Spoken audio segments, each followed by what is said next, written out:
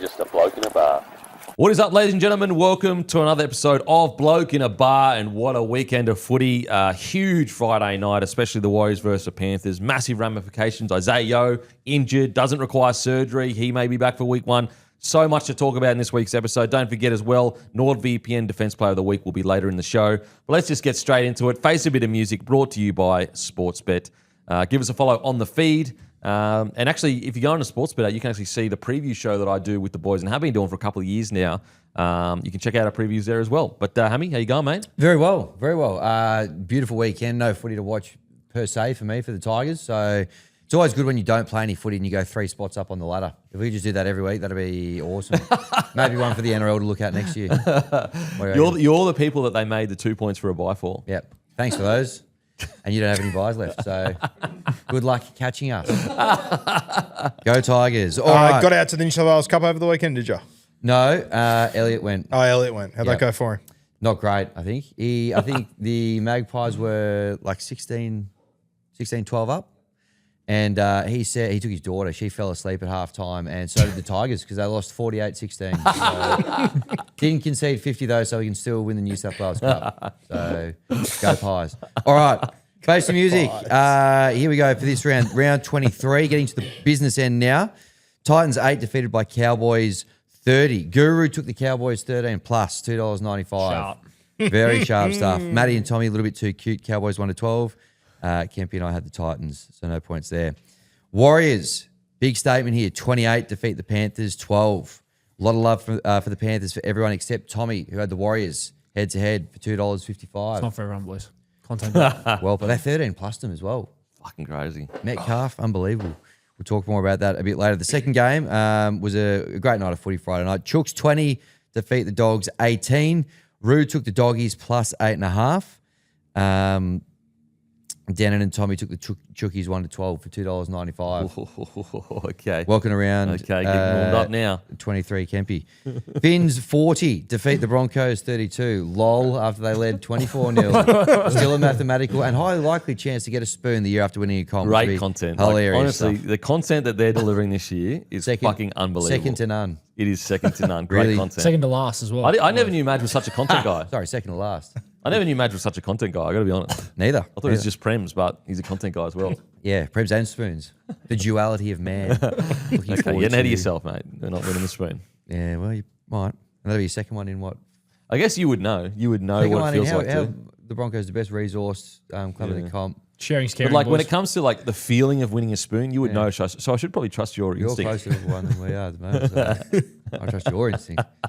Anyway, Finns 40 defeat Broncos 32. No points for anyone who had a lot of people had the Finns. Matty ruined myself. Had him 13 plus. Kempy had the Broncos 13 plus. Lol. Looking pretty good at one point, but then See, lol, how funny. Great content. yeah, it was good. Then we go to the Rabbitohs 28. Did we skip the Storm game, or did I just not hear that? Oh no, you're right. We did skip He's the rattled. Storm game. He's rattled. Storm 42 defeat Manly 20. Unlucky Guru, your beloved Manly Seagulls. As devastating Kempy's stuff. pointed out a few times now, Fosball very quickly becoming the new Bazball. Well, I've said it from the start. It is Bazball. Yep. It is. It is. The result that nobody saw coming this game. On this panel, we all had Manly in some way, shape, or form, so no points for anyone in that game. Emotional stuff. Now we head to Souths 28 defeating the Eels 24. Denon, Matty, and myself get in the queue. We all had the Rabbitohs 1-12 for $2.80. Oh, yeah. That's how you do it. Raiders 24 defeated by the Knights 30. I had the Knights head-to-head $2.25. Roo had the Knights 1-12. $3.45. This is where the real silverbacks of the competition coming out to. Don't worry about the last game, though. Don't worry about the last game. Yeah. There's no need for it, really, when you think about it. Oh, yeah. It's the last game. Well, I'll get to it. Yeah, but who gives a shit? The derby. Yeah, but like it Didn't happened. Like, did anyone even watch it when you think about it? Yeah, big time. Dragons 24 defeat the Sharks 16. Matty had the Dragons plus 15.5. I took him head-to-head, $4.75. Guru took him 1-12 for $5.80. Not a bad round. Stop I had him the 13 plus. I fight. got robbed of a try due to frames per second. Unbelievable stuff. Just missed out on my Sharks to cover the line as well. Just. Narrowly. Yeah, but no one cares about that shit when you've Yeah. got fucking $5 wins, bro. 21 points. Unlucky, mate. Unlucky. All right, so round 23 results. Roo, $14.10. Myself, $9.80. Tommy, $5.50. Denon, $4.95. Matty, $4.70. So overall, Guru, 176.39. Myself, 166.83. Maddie, 154.28. Daylight. Denon, 115.18. Ooh, I'm coming. And then Timmy/Tommy with an 8-week gap, $93.23. There we go. Getting to the pointy end. Yeah, I'm coming for yous now. Getting very close. I'd be getting nervous over you boys. Very nervous. Yeah. Very, very nervous. Yeah. But it doesn't matter because I'll make the finals and then just tee you up. What's the gap between Tommy and Kempy? It's about $22 thereabouts. I reckon he get you in the next. Without 8 weeks is huge. So it could be your team could win the spoon, and you could also get the spoon in. But we still make the finals, so it doesn't matter. Yeah, but you go straight in the eliminator though. Nah. No, you've been going. I won't cheat like you did last year. Didn't cheat. And still Won got the beaten by eliminator. your reigning premier. Thank you. Yeah. Thank you. What is the final system this year? What does it Same as look like? last year. Which is whatever Hammy says it is at the time. Go back and check the tapes. Could be a great final series just around the corner. Oh, that's Face the Music brought to you by Sportsbet. Make sure to stay tuned for our picks later in the episode. I've got a video tomorrow as well to celebrate Census Day. It's the if Oh, NRL okay. teams did the census, which you feature in Oh, yes, I do. Yes. And that's dropping tomorrow? tomorrow. What Census time? Day. Just keep your eye on it. I think Okay. it could be any time. Keep refreshing. Keep refreshing. Could be any time through the whole day, just like the census. So, Okay. There you for all go. the census fans out there, you will not go home disappointed. This is the piece of content for you. Okay, give us a follow on the feed. Give Hammy a follow on the feed. Please do. And stay tuned for the video. Okay, it's time for the Team of the Week. Team of the Week brought to you by Lontel.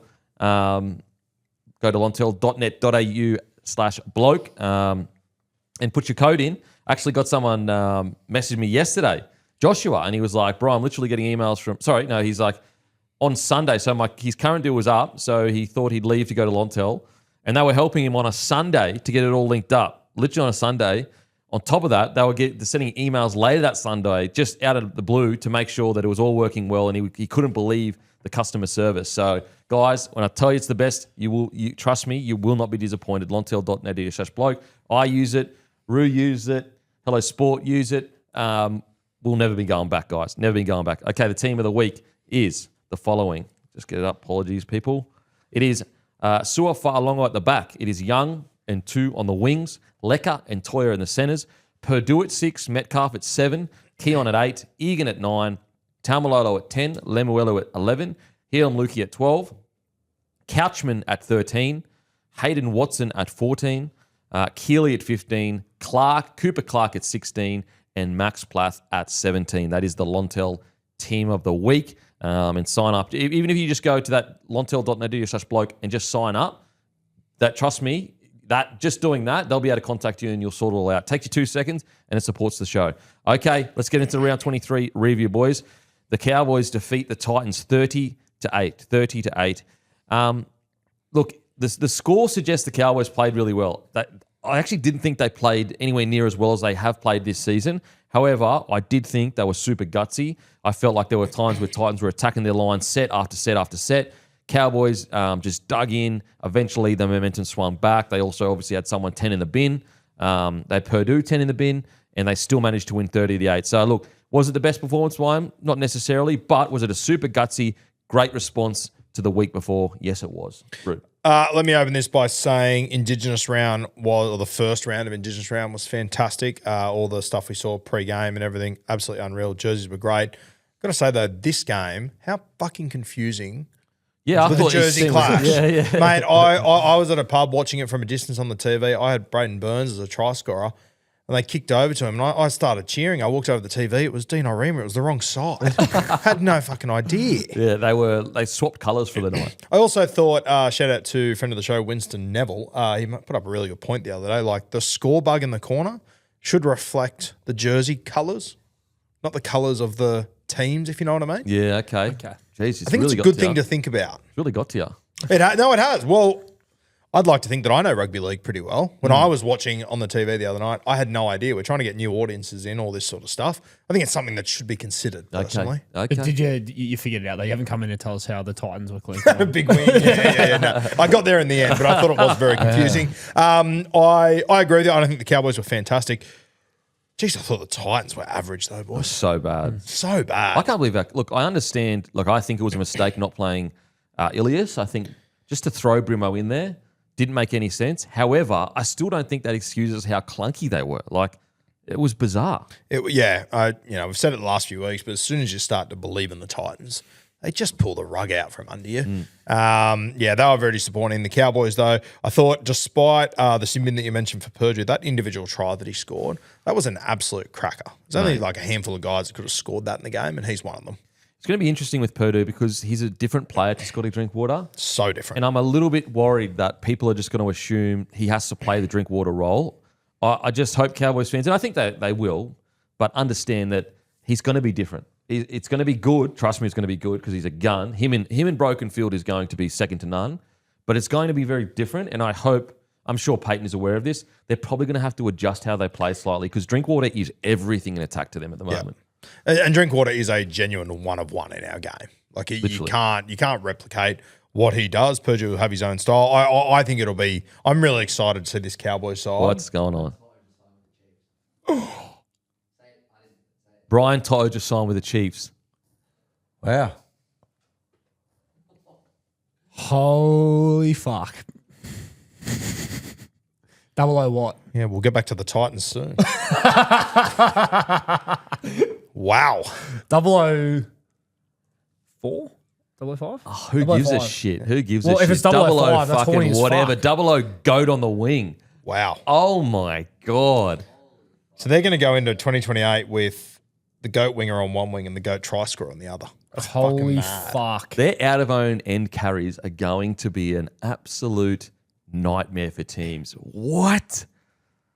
No way. So that's been cleared by Panthers because but he can sign before November 1 if it's the PNG because they're not in the comp yet. It must have been cleared by the Panthers. He wouldn't do that to the Panthers, surely. You wouldn't think so. No way. Wow. That is incredible. My God. And like if you've watched Brian Toto since coming back from Origin, he's been red hot. He has been running for 200 meters. What a get. Oh my God. So Lomax on one. So no, you'll have Johnston on one wing.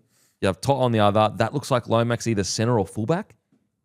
Yeah. Joey Manu at center. Has Joey Manu signed yet? No, he hasn't. Hasn't signed yet. Yeah, wow. Manu. Yeah, if you had Manu and Lomax in there, that'd be.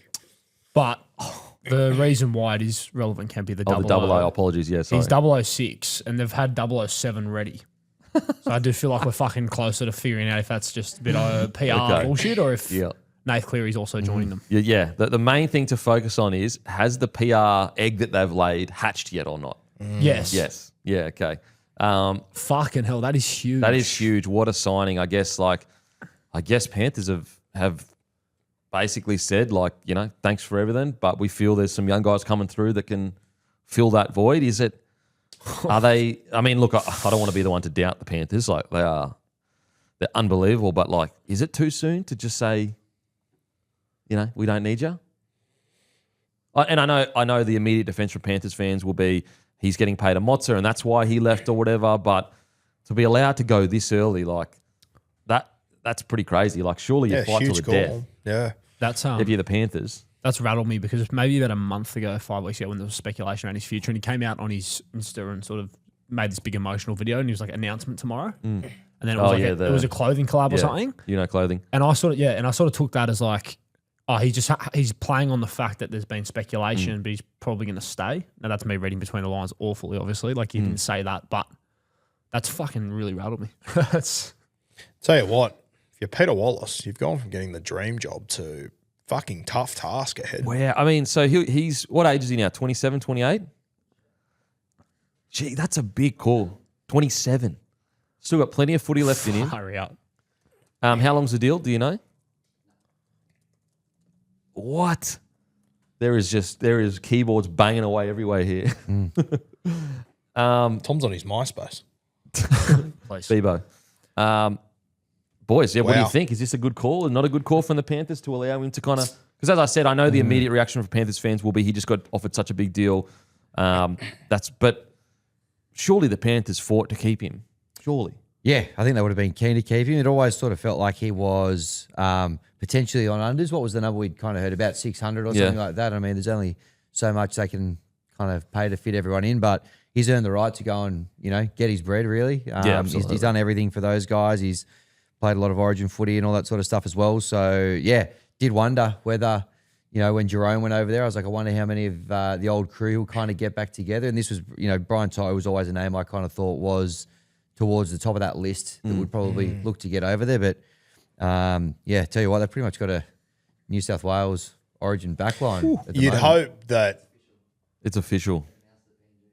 if Penrith have made the decision to let him go early, I mean, with guys like Isaiah Yeo, Nathan Cleary that are going to have question marks around them over the next few years, you'd like to think that they've got confirmation on some of those guys, right? Or maybe this helps that case to keep some of those dudes. Because if you knew you were going to lose Nath or if you knew you were going to lose Isaiah eventually, you would fight tooth and nail to keep Brian, right? And you wouldn't, and look, I don't know how the rules are set up, but surely you would say, no, we want to give us until November 1 to do everything we can to keep you.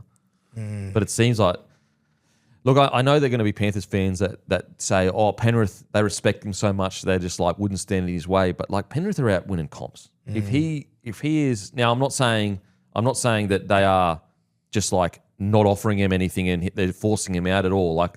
What I am saying is that surely at the very least you would say, listen, we're going to give us till November 1 to fight to tooth and nail to keep you. Now there is a high chance that maybe they just couldn't get anywhere near what the Chiefs had offered, and it purely is To'o actually is the one saying, I want to go somewhere else, rather than Penrith saying, we're good for the future to a degree. Yeah, and it could just be a case of, we've spoken about it with all these guys, and, Brian To'o in particular, he's another one that won 4 comps, just winning 5 elevate his career. Legacy, just winning 6. At some point, and, if he's got this opportunity to go over, he's also a guy that has dominated on the world stage as well, state of origin, all that sort of stuff. So, at the age he's at, there's every chance that it is just, I want and need a new challenge. And, I need to earn as much money as I can while I'm playing first grade. Yeah, where it's interesting from the Penrith point of view, though, you look at how important he's been to their whole system, right, and the work he does out of their own end. And there's been different points throughout their dynasty where they've let go. I thought Stephen Crichton would actually be the guy behind Nathan Cleary in terms of importance. I actually at different points had him sort of on par, if not above, Isaiah Yeo. They were willing to let him go, kick out. Burton obviously was center of the year when they let him go. All these guys that they've let go across that period where they obviously held Brian To'o in that in the highest regard. I think that sort of speaks to the fact this must be a Brian To'o thing more than a Penrith thing. It must be, because you're right. He is honestly the beating heart of their actual system that they instill each week. Without To'o winning that first run or the second run, they don't get to win and dominate and win that back and forth battle constantly.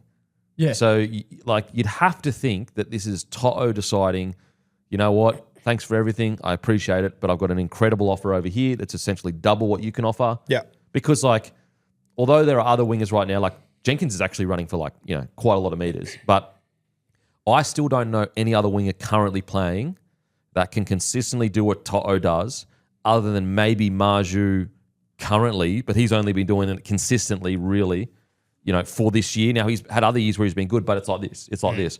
There's no other winger at the moment that truly does what To'o does, which is, I can guarantee you a minimum of 180 to 220 meters and great defensive reads. Yeah, even and I agree with you. Greg's having a great season. We spoke about last week about being a Dally M winger. I agree with you. But I think the other difference between Greg and Brian To'o, obviously how long he's done it, but the other thing is teams are willing to kick to Greg because he's going to have days where he's going to be off and you're going to get errors at him.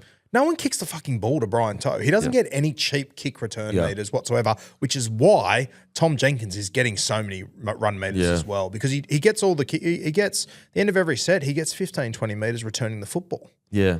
Brian To'o doesn't get those. I also wonder, boys, if there's an aspect of Brian To'o. He's a freak. He's a one of one what he's done over the last few years. He's averaged 200 run meters the last 1, 2, 3, 4, 5, 6 years in a row. Is there an aspect for Brian To'o of, there's obviously a huge money offer for him, and maybe he can, but sports science and just sport around the world would sort of tell us, can Brian To'o do this forever? Realistically, is his body going to be able to maintain this? Like he's doing something that no one's done in the game before. Well, like there is, and I've spoken about this a little bit before. I think we've spoken about this a little bit before, where like a Penrith looking at this going, okay, we had this group of players for 5 to 7 years, I'll say 7, that we got the absolute best out of. Science would suggest that as a group, they cannot continue to peak like this for longer. Yep. And they've just gone, it's time for a new generation completely. Yeah. I know it's a very different sport, but I think Brian Toto is a good example to line it up with. Like in the NFL, you've got your running backs who take all those tough carries. And it's sort of gone from your running backs 15 years ago, it used to be 8 or 9 year career, to now it's sort of, okay, most of them, there's your outliers, but most of them have got a 2 to 3 year window where they're at their best. And then they are so fucking banged up. Yeah. That you then need to move on and look elsewhere, or it becomes a job share thing. Like it's one thing I've been watching with Brian Toto for years now, thinking how long can he realistically keep doing this with his body? And I reckon there's every chance Penrith have gone, it's been 7 years, he's almost 30 years old, maybe we do start to look for the next guy. Man, I would love to know, like, is it Toto saying, I'm done? Is it the club saying? Definitely, I reckon, got to be Toto's side. I reckon it could think be a so. bit of both. Well, you know what? They're probably like, you're on X amount. If it is that 600 or whatever, that's as good as it's going to get here. If PNG offer him 600, it's double that, really. Yeah. So, even if they offered him a bit less than that, it's more than what he's getting here. So Another thing to consider as well is he wouldn't be paying for any living expenses either. Yeah. Over there. Yep. So it's that as well. That's right. So, yeah, I feel like, the Panthers, I'm sure they'd love to keep him because of all those things you said. He kind of really is a symbol of the system they've built and all that kind of the homegrown talent and all that sort of stuff. But, yeah, it's probably, as far as he's concerned, and I can see this because he's potentially taken unders for a little while. It's payday now. So, can you blame him, really? Oh, absolutely not. He's absolutely earned the right to do whatever the hell he wants. Matty just sent through like a comment from the CEO of Penrith, and he said the club has maintained a strong position that this cohort of players has absolutely earned the right to choose what the next step of their rugby league journey is. We are so proud of Brian and what he's been able to achieve for our community, but we fully respect the decision he has made.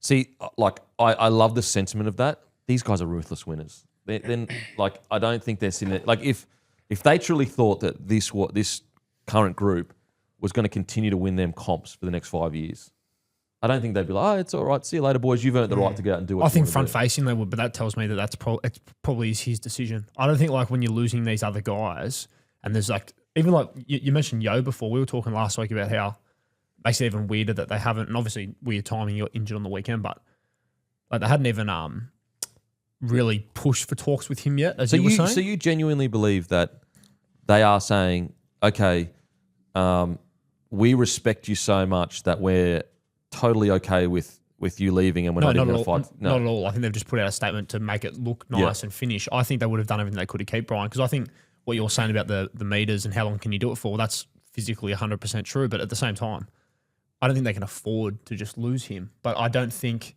you throw, everyone knows with PNG, there's a cash element, right? Like you can't rival that. But if they fought tooth and nail to keep him, why haven't they even started their negotiations with Yo yet? That's what I'm saying. If you're fighting tooth and nail to keep these boys, surely you would have been speaking to Yo fucking 3 or 4 months ago.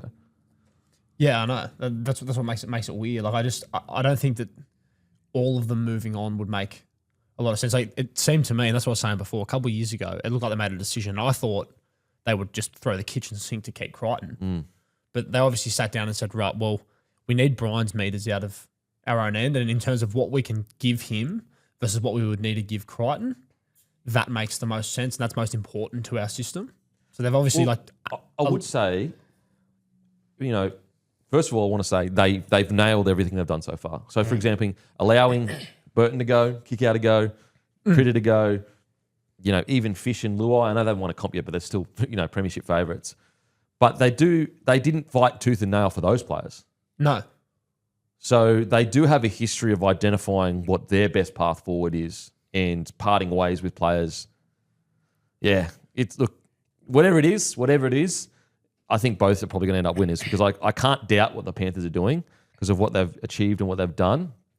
And I do think Brian Toto deserves a big exit. Yeah, I'll tell you, like, when they were winning comps and all that sort of stuff, and like we had this chat for years, like we sat there when they were going to let Stephen Crichton go, and we sat here and I go, mate, this Isaac Tungo guy, he's the real fucking deal. Then Isaac Tungo's leaving, and I'm going, this Taylor May guy, he's the real, like they've always had guys there. This is probably the first time that I am looking at this New South Wales Cup side sort of going, this is going to be interesting because guys aren't absolutely kicking the fucking door in realistically. You look at it, okay, right now I don't know who definitely is going to place Henry and Leota. Yep. Lindsay Smith replaces Yo, I think. I think that's pretty clear. Yep. I don't know who replaces Toto. And Cleary, like, I don't think that the Panthers would be silly enough to go, you know, here's $2.5 million a year, Nathan Cleary. You know, like, I don't think they're going to pull their money just to keep one guy there. So I tend to agree with you. Like, it's been clear in the past, like, who's the next big guy up. Like, yeah, I don't know. But in saying that, I kind of feel silly saying that because I'm like, well, look what they've done. Look what they've managed to achieve in the past. They've done way. When they're at full strength, right? Like you've obviously got Tungo, who's been the main guy missing out on that sort of back five. So you could have looked at it and gone, okay, well, he probably comes back in. Maybe they use Alamotti as the winger to try and do Brian Toto's role, or maybe they use Tungo. Which Alamotti, although not Toto, can run for a fucking lot of meters. Yeah, that's right. But there's also been like rumours linking Tungo to like the Dragons and stuff. Like he's leaving, and that's what I think. Like even, you know, you're right. You look at Lindsay Smith and you would compare him and his role and his ball playing to Yo. It's like he can definitely replace Yo. They've played side by side for years now, and it's worked. They don't have the luxury. Like I remember a few weeks ago when we first started talking about it, and a few Panthers fans were like, "What do you mean? You obviously don't like watch it. Like we've got all these. You don't have these guys that are ready to replace. Like, you might have some guys that are going to be really good first graders. Talk about guys that have won multiple comps, and you're losing them, and they're unproven guys behind them. Like you haven't been in that position before. I also think like to suggest they've currently got guys with the same hype that was Taylor May, that was Tungor, Lindsay Smith, that was Liam Henry, McLean. Right now, I'd argue they've got really good guys coming up, but not the same level as hype as those guys were. Those guys were like unbelievable hype. I agree. And, you know, even just like I just went through there and like I haven't been watching the Panthers New South Wales Cup side week in, week out, but just went through the list of names there. And there's a couple of guys I like there, but to your point, there's not those guys that I'm like, oh, fuck. But I mean, go check the ladder. You know, they're 14 wins and 4 losses this year, still in first place. So maybe it is. Yeah, New South Wales Cup, yeah. So maybe it is just a nod that they just believe in their system. The Jersey Flaggers in third place. Like, they're in the top 3 for every major competition as it stands right now. Wow. Maybe it is just a nod to we back our system in. And maybe it is, you know, it'll be interesting. You're letting all these guys go. Maybe it'll be the first time that Penrith really properly go out to market, try and bring guys in. As I said, I even though I feel like the next guys up aren't on the same level as before at this stage of their careers, now they could grow into it, I almost know I'm wrong because Panthers have proven they know what they're doing beyond any reasonable doubt. So that's incredible. Like to think that a Panthers club is currently winning New South Wales Cup, that I don't think a nursery of players has ever been rated as hard as Western Sydney or the Penrith area as much as that Penrith. It got rated. Is there a world where Penrith are looking around the room and going, it's been a fantastic couple of years. Maybe they're aware internally. Maybe Nathan's going to go. Maybe they're aware Isaiah Yo's going to go. Are they sort of preparing to maybe do a full-on rebuild and build from within and start again? See, that's what I feel like's happening. Like I feel like they've looked at they've re-signed Mitch Kenny, so there's that. Edwards is till 29. But I do get the feeling that team that's been around since 19, pretty much, I get the feeling they've kind of said, you know, it's been great. Yep. But, you know, your peak is only going to last a certain amount of years. Let's get the next group in. Yeah, and it might be a case of Penrith going, okay, we shovel shit for a year or two here, but then we'll be ready to go again. And we build around that core of Mitch Kenny at 9, Dylan Edwards at fullback, Lindsay Smith in the 13 jersey, and then you've still got Casey McLean's, Tom Jenkins, these sort of guys. Like there's still a footy side there. Yeah. Well, depending on what's happening with Blaze, obviously Jack Cole's going over to Perth as well. I like nothing else makes a heap of sense to me. I think they've looked at it and said, we've already done this. They did this when 2000 and what was it, 17 to 19. They did exactly that. They blooded a bunch of young guys. They stuck with them. And I assume they're just repeating that process. Probably. Yeah, and you also, like, you have a look at those few years before they started winning comps. Like, they let go of some of their best and most experienced players, like James Maloney. Obviously, he left. You go back to 2020, they lost that grand final because Cameron Smith beat them on experience. That offseason, they went, Mansell, Tamo are two most experienced players. Thanks. Yeah. Yeah, look, if there's one team I can definitely trust that knows what they're doing and can defy, common sense, it is the Penrith Panthers. Yeah. The only thing that makes this time even more interesting than it already is like that you do have a club that just has such a big backing. So much new, cash. Everyone wants it to do well. Like that's the only aspect of this where it's like, but again, like it's exciting for even someone like a Lindsay Smith. Like you talk about last time, Kempy, when they were doing this. Like when Lindsay Smith and Liam Henry stepped up to become the guys, they'd already won 1 or 2 comps. So I think this will be a real test, and how they go over the next 3 years. Like we just spoke about with Toto and Luai. What does an extra comp do? For the Panthers as a system and as a sort of period of time in their history, if they are to win another comp over the next 5 years or, even just to be successful and make the finals consistently, like I think it actually elevates the dynasty as it is because it's like such a big test. I wonder if they're also just looking around the NRL going, okay, Ivan's leaving, we know that. Wallace is coming in, he's been a part of this system, he's watched the whole thing be built. Let's be honest here, there's probably never been a harder time to go out and sign players and get them to your clubs with Perth around, PNG throwing stupid money around. I wonder if they have just, to our point before, gone, okay, let's shovel shit for 2 years here, let's get our juniors ready, and then let's have a focus and back Peter Wallace in for the next X amount of years to get us back there. We've done it before. Yeah, they've done it before. And I think that's, if you got to read the tea leaves, I think that's kind of what it seems like what's happening, where they're going, listen, we've won 4 premierships in the last 5 years. Like, if we have a couple of down years, we know that there is, if we stick to this system that we've created, that there are results at the end of the tunnel. I guess the only linchpin for it all, though, is like Nathan Cleary is essentially the greatest club 7 of all time. Yep. At least one of them. And it's like, if you take Cleary out of that side, someone else, whoever comes in, is most likely not going to be the greatest 7 of all time. Yeah, it's crazy. It's crazy. But look, it'll be interesting to see over the next couple of years, like if Nath does go, like you've obviously got Jet over there at the New Zealand Warriors who's stuck in a line of halfbacks over there. I mean, we'll talk about it later in the show, but we're all praising to Monday Martin the last few weeks. Metcalf comes in for one game and blows the Panthers away. Yeah. And Tanner Boyd was in front of him in the first place. So there's, I wonder if maybe, and it wouldn't surprise me at all if Jet's gone over there as a development thing with a plan to return to the Panthers one day. Fair. Would Nathan Cleary want to stay if all of his, Yo's gone, Toto's gone, Ivan's gone. Yeah, crazy times. Well, the only thing I was going to say is the one team that we see there going, oh God, is the Perth Bears. Yeah, Perth must be like, fuck, we released the jersey here? 48 hours ago. Can you just let us have a day or two? Have a day. Oh, God. Nice collar, though, to be fair. Incredible stuff. Congratulations to Toto. As I said, my key takeaway is I trust the Panthers. I really do. I trust that they'll know what they're doing. They've got a 5-year plan in place. I will say, like, I don't think you really understand how meticulous their plans are. So if anything happens, it's usually part of whatever plan that they have. They're not a club that just kind of bungles its way through the year after year. Like, they've got a vision in place. They've got, plan Bs, plan Cs, plan Ds, all ready to go just in case certain things happen. Yeah, and PNG looking like a fucking footy side. Ooh, far out. I'd love to know how much they got in their cap in regards to, like, did they pay Toto $1 million or was it $800K? They don't need to because it's double. So they could have paid him $500 and he's still well ahead of what he's getting at Penrith.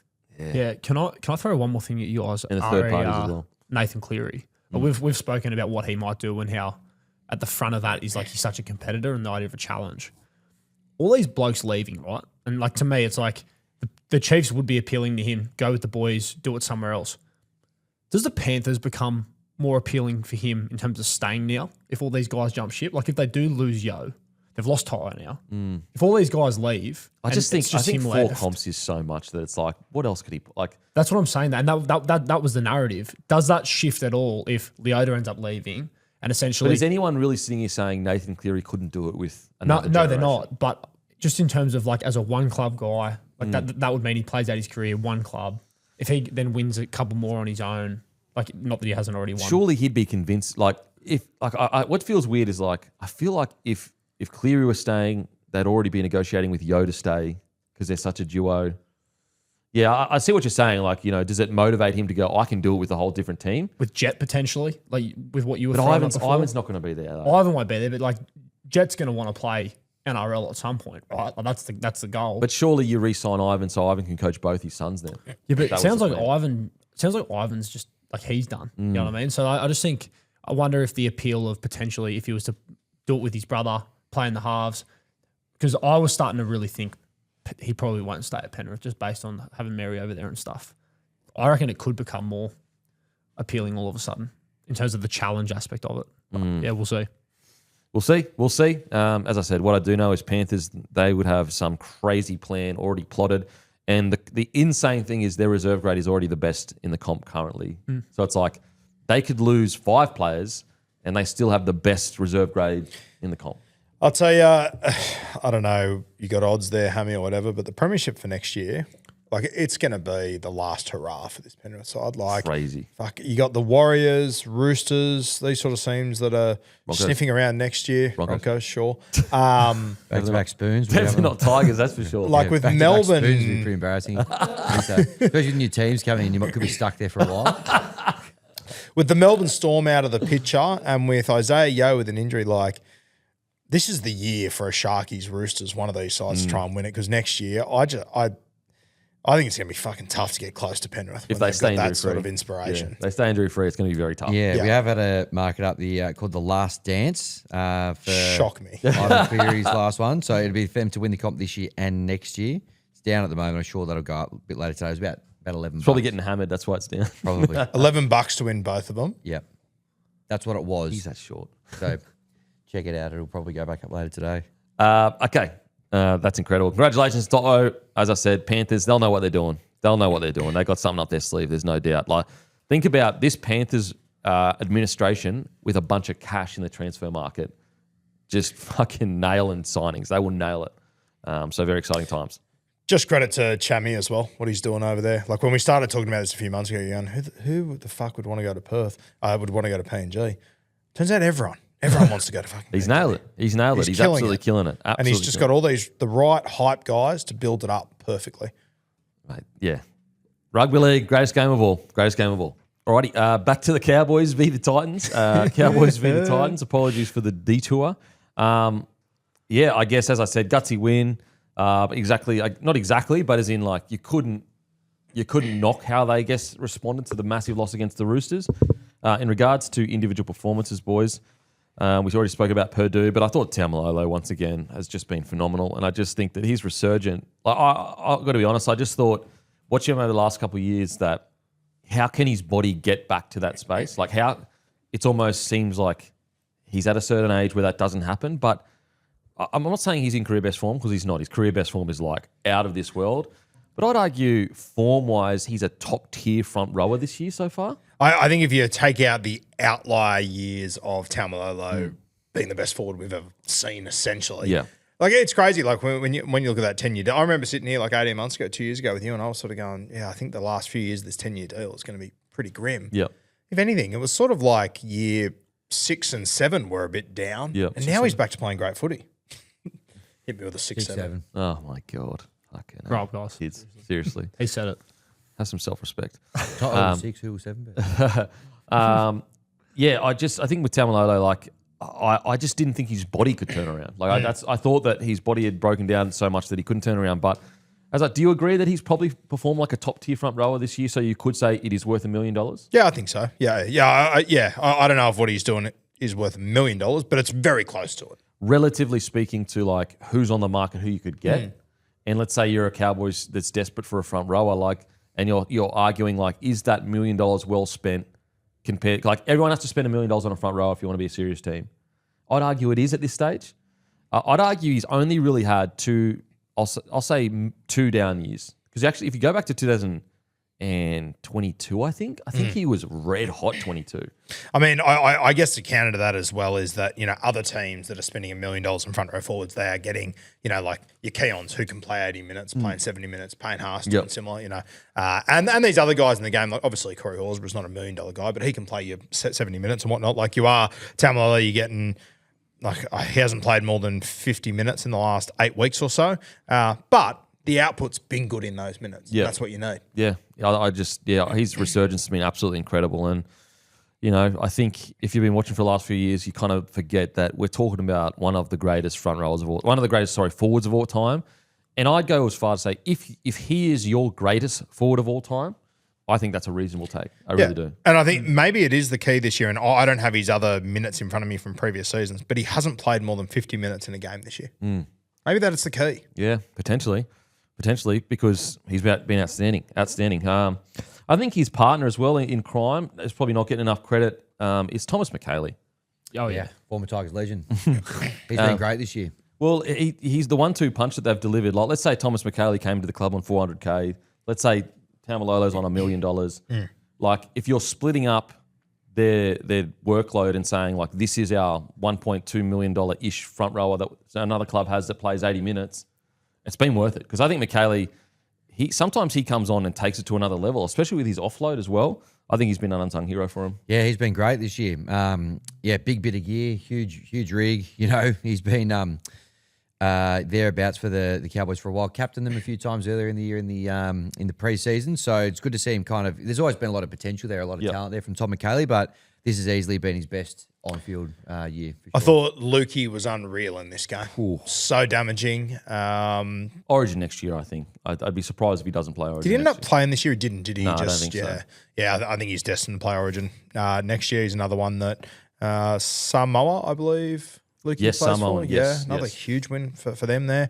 I love the season that he's had. It's been a weird year with back rows. We'll get to Lemuelu a little bit later, and I think that Fino Fuiaki's been the one that's, as we've said a few times, he's collected all the compliments this year. But, mate, Lukey, Lemuelu, they've been fucking fantastic this Unbelievable. year. Like, you look at the Queensland squad heading into next year, honestly, like the last few years, we've, like, scrounged for back rowers. Like, we've brought Catewell, not out of retirement, but, like, he's a bit older, and it's always, we're bringing him back for another crack. Cotter has moved to an edge. All of a sudden, we're heading into the next few years, and you've got Lukey, Nanai, Fini Fuiaki. Like, it's starting to become quite a stacked position for the. If I could guarantee you injuries weren't going to be a concern for the next 5 years, do you go Nanai or Lukey? Lukey. Probably Lukey. Yeah, I think so Just too. because I've seen Nanai be inconsistent before. Yep. Whereas Lukey, like, you could argue I've seen Nanai reach higher heights. Yep. But Lukey, I rarely see him play a poor game. Yeah, and I think the other thing with Lukey as well, because he spent so much time recovering from injuries, like I'd be keen to see once he has 2 or 3 pre-seasons in a row, where he's an actual, training like a first grader, and not also in rehab playing week after week after week. Like that, you cannot replace playing week in, week out in first grade. I've said it for a while. I think there's a very fair argument that if Lukey hadn't been injured a couple of years ago when Nanai absolutely exploded, I think the roles could have been reversed quite easily.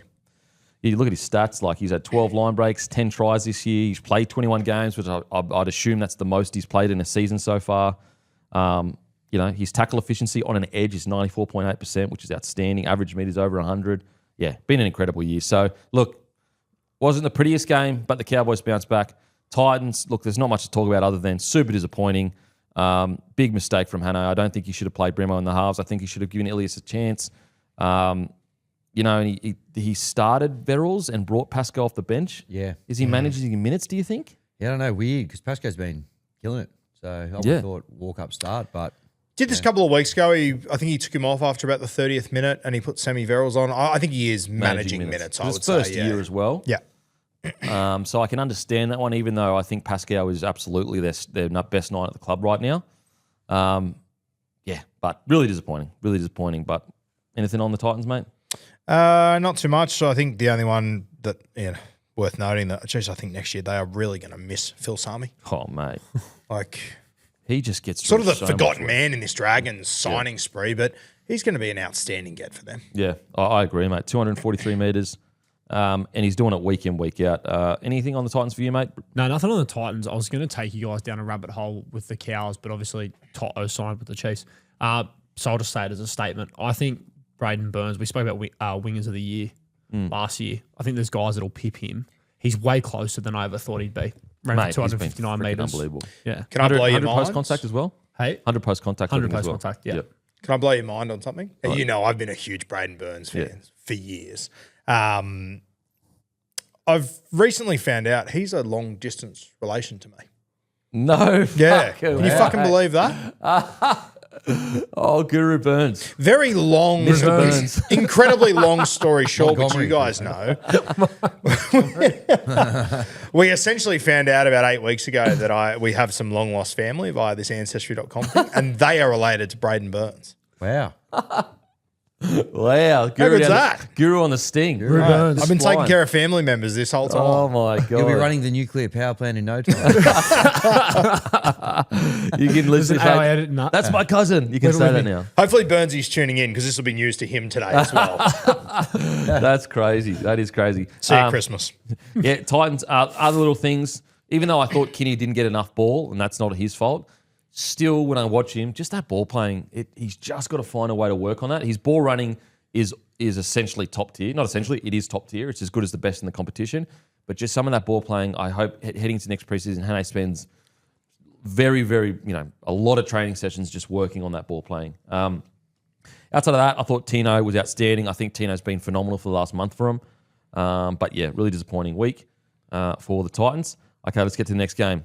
And it is our KO can't miss game because what a game of rugby league. The Warriors defeat the Panthers 28-12.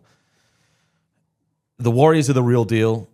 In this current dynasty, I have never seen the Panthers be dominated physically the way that they were. And the Warriors go, oh, this is how you beat the Panthers. Just don't let them ever get down your end. Literally. Yeah. Like, that's the only way you beat the Panthers the way that the Warriors did. Because when the Panthers did get down their end, they started scoring some points.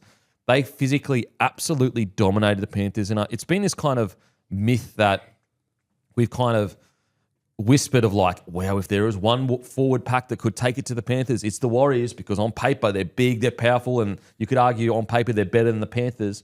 But it's always just been something in theory that we've theorized like, oh, it could happen. It actually happened. It actually happened where the Warriors forward pack was just too good for the Panthers forward pack. Completely dominated them. And one player I just want to get straight into in regards to the performance, but it was Leka Halasima. One of those line breaks that he made, and he is our KO can't miss moment, where he brushes past Isaiah Yeo, bumps Nathan Cleary, and then makes a line break. Then, in the next few plays, gets the overs line, offloads for a try. Sometimes you can have the greatest system we've ever seen with the greatest players we've ever seen in it, and there's just a guy that's faster than you or a guy that's more powerful, and that's Leka Halasima. Yeah, and I think, when you have a look at Leka throughout this season, there was a period of time where he was coming off the bench. And honestly, when you're watching him, you're going, I don't know if he deserves a spot in this team based on how he's playing right now. And, we've spoken about it a lot, but you go back 18 months ago, Jacob Laban was on the outside. You're going, I don't know how he gets back into this side. And I think that's been one of the big turning points for the Warriors over the last 2 months is that Laban's exploded on that edge and they found a spot for Leka out at centre and he's just fucking killing it now. And now, as you said, mate, like 28-12, that scoreline complements the Penrith Panthers to me. They The Warriors dominated. were so much better than them. Yep. It's not even close. And, I've seen online, missing Edwards, missing Mitch Kenny. It's like, all right.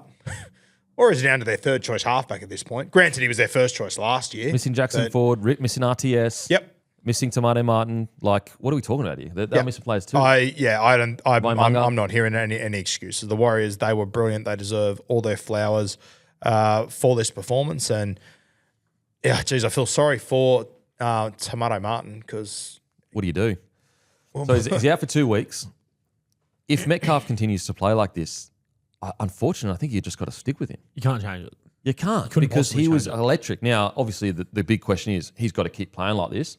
I will say, I want to see him in a game where a good team has good ball against him on his own line. Like there wasn't that many opportunities for his defense to get tested against the Panthers. And so there is always, not always, but there is still that question of defense. But in regards to attack, like he just completely opens their attack up. Like he is absolutely electric. And I've spoke about it on our Saturday show, Saturday Kickoff with the great Chadwick Townsend. But Webster wins on both fronts because he made a very strong stance in saying, you're going to have to earn this jersey back. That's simple. Makes him earn the jersey back. And then Metcalf comes in and rips. So not only has he set a crazy club standard where it's like, it doesn't matter who you are. You could have been leading the Dally M's last year in the most key position that we have, and I still will make you earn that jersey back. We'll get to it soon, but isn't it just the most bizarre situation that Metcalf comes in, he blows the Penrith Panthers away, and as you just said, you want to see how he goes against the side when they're not on top the entire time. They're playing the defending premiers next week, and it's a game that I go, I don't know if I've learned anything out of that. Yeah, because you just don't know with the Broncos. You just don't know. I think after that performance, though, and you obviously have to take in the context of what he did last year as well, how far he got them. I would find it very hard if they win their games until Tomato is available again. I'd find it very hard to move Metcalf out of that side after that performance. Just with how electric he looked, and look, there were some kicking decisions that he made that weren't great in the first half. He tried to do a torpy bomb instead of just building pressure. But outside of that, his actually long kicking game was pretty good. And it's something that they probably lack when he's not there. So yeah, like it's a special time. But just quickly with Leka Halasima, does he, I am interested to see, there was that one time where Edgar kind of shrugged him off with footwork, not power, with footwork. I am keen to see Leka defensively, how he goes with really fast outside backs. That's going to be, I guess, a keen watch because he's got more space, whereas on the edge, there's lesser spaces between him and his half. However, if he sorts that out, I think you keep him there. I think you keep him there because I tell you what, if I'm an opposing team and an opposing outside back, the last thing I want to see is Leka Halasima as a centre across from me. And I think even the things you're concerned about, I agree with you, but I had those concerns about the left centre for the Warriors 3 weeks ago as well. It already existed. At least now you've got the upside of what Leka can do. And I think as well, you can talk more about it, but I think that fear factor of, I am marking this guy who, if he has a good 3 touches, it's 18-0. Yeah. And also, he's the kind of guy where, like, sometimes you can rely on, okay, if I get the better of him in the first 20 minutes, he'll go really quiet and he's done. Yeah. Whereas Leka can play terribly for 60 minutes and then just do the match-winning play. So he'll always have that doubt in your head. And what will happen with a guy like Leka is you'll see teams starting to overread him because they're scared about how strong he is. Yep. So they'll get up too fast. A centre will go, nah, you worry about your man. I'm so stressed out about Leka that you take care of yours, and all of a sudden inside him there's a big space. And as I said, like Leka is just like I agree with you. I think that he probably kept his spot most of this year because of what he is capable of, rather than how he was playing. But Andrew Webster has clearly challenged him and said, "All right, here's a centre spot. Here's your big minutes. Show me what you can do." And he has been an absolute wrecking ball out there. And I can't wait to see what they do over the next few weeks leading into finals. If they keep that edge the same, like you even saw it last week. I think the Titans they played the week before, where you had Loffy who was coming in to the centre spot, and then you had Leka out there. Like as you just alluded to, using Leka as a decoy and using him in different ways as well. Involving Kurt Cable out on that edge and Chance. Like it could turn into a real nightmare for opposition sides. Especially so you've got Kurt Cable out there, you've got Leka and Khan Pereira. Like it's almost the perfect mix of experience, power, and speed. Yeah, it's just like it's a scary proposition. But Leka Halasima, he was phenomenal, absolutely phenomenal. To do it against the Panthers as well. Boys, I go to you, Tommy. Yeah. Are the Warriors the real deal?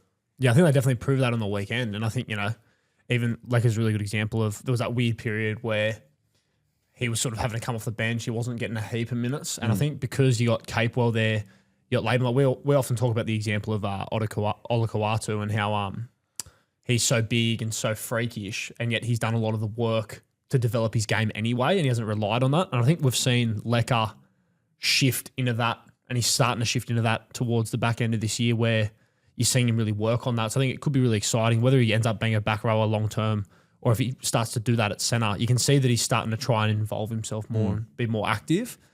The Metcalf thing's interesting too, because I think you're right about the Webster making a strong stance and he's been consistent with that. But then you're watching him and you're like, we always say it in reference that he was leading the Dally M before he got injured last year. But to actually feel it and see it and go, shit, even from the Dragons' point of view, watching that, you're like, this isn't a guy that we know, like in theory, is that he is that guy still. And I think it was really cool to see him prove that. They were so direct. Aaron Clark dominant again. Like I just think they've shown everyone the blueprint of how to do it, and they just even you could be hypercritical and say, to let him back in at the end. Like Nath Cleary was fucking incredible in the last 15, 20 minutes in terms of some of those plays he was coming up with and creating. Yeah. They just had all the answers and just did enough to scramble and stop them still, Yeah, I mean, speaking of reveal. that last period, this is also the KO can't miss. James Fisher-Harris. If you wanted a play that encapsulates why he was brought to the club, it is that cover tackle that he made. You know, I tell you what, when he got signed, there were some, not all, there were some Warriors fans going, look, Fisher-Harris, great leader, but look at his stats. You know, he runs for about 100 metres at Penrith, he gets 20 tackles or whatever, and he plays a very specific role for Penrith. And AFB, on the other hand, he's running for 200 metres, he can play 80 minutes and all that kind of stuff. And they were kind of like, we're not replacing like for like. But first of all, what Fisher's proven is he was playing almost within himself at the Panthers. And within himself sounds like it's a negative term. It's not. It's more he was team first at literally every second he was on the field. He had a role to play and he played it perfectly. He's got more leeway at the Warriors. But the reason why he was signed is because of the cultural standards that he brings. And also, I do think there is power in that connection that they have to, I guess, the mouldy part of being a Kiwi. And I think Fish has almost helped reconnect them to that. I mean, we saw the passion in which they did that haka, which was, with that, whatever instrument that was playing in the background with the haka, was haunting. It was like haunting stuff. Like imagine being a team looking across the Warriors doing that, seeing the Aussies with their arms around and behind them as they did the haka. I just think the Warriors have always had this kind of extra burden. You could say it's a burden or a plus, but I think sometimes it's a burden of they're called the New Zealand Warriors. So they don't have the luxury of going, we can recruit anyone to the side and it's just a willy-nilly, it's a club side. They're representing a country. So there is an extra burden of representing a country and their team has to be mostly Kiwis. And so I think the thing with what Fish does is he just brings that extra cultural side on and off the field that is giving them that extra push. Yeah. He is special. And the leadership that Fish brings as well, I think the best example of it, boys, look at Jackson Ford. Oh, yeah, went to a whole nother level. I don't think there's a chance that Jackson Ford is the same player he is today if Fish didn't arrive there 2 years ago. And you look at guys like Vamunga, Yep. Lekas Alasima hasn't, like, even though he hasn't been getting many minutes, he hasn't been like, you could Stuart Smith off the bench has been unreal. EIT, the other guy that's exploded last year, like that, they are sitting in a great spot. Even Leybarn, the up and down that he's been through, I'm sure there would have been some guidance there from Fish as well to now be playing the footy that he's playing.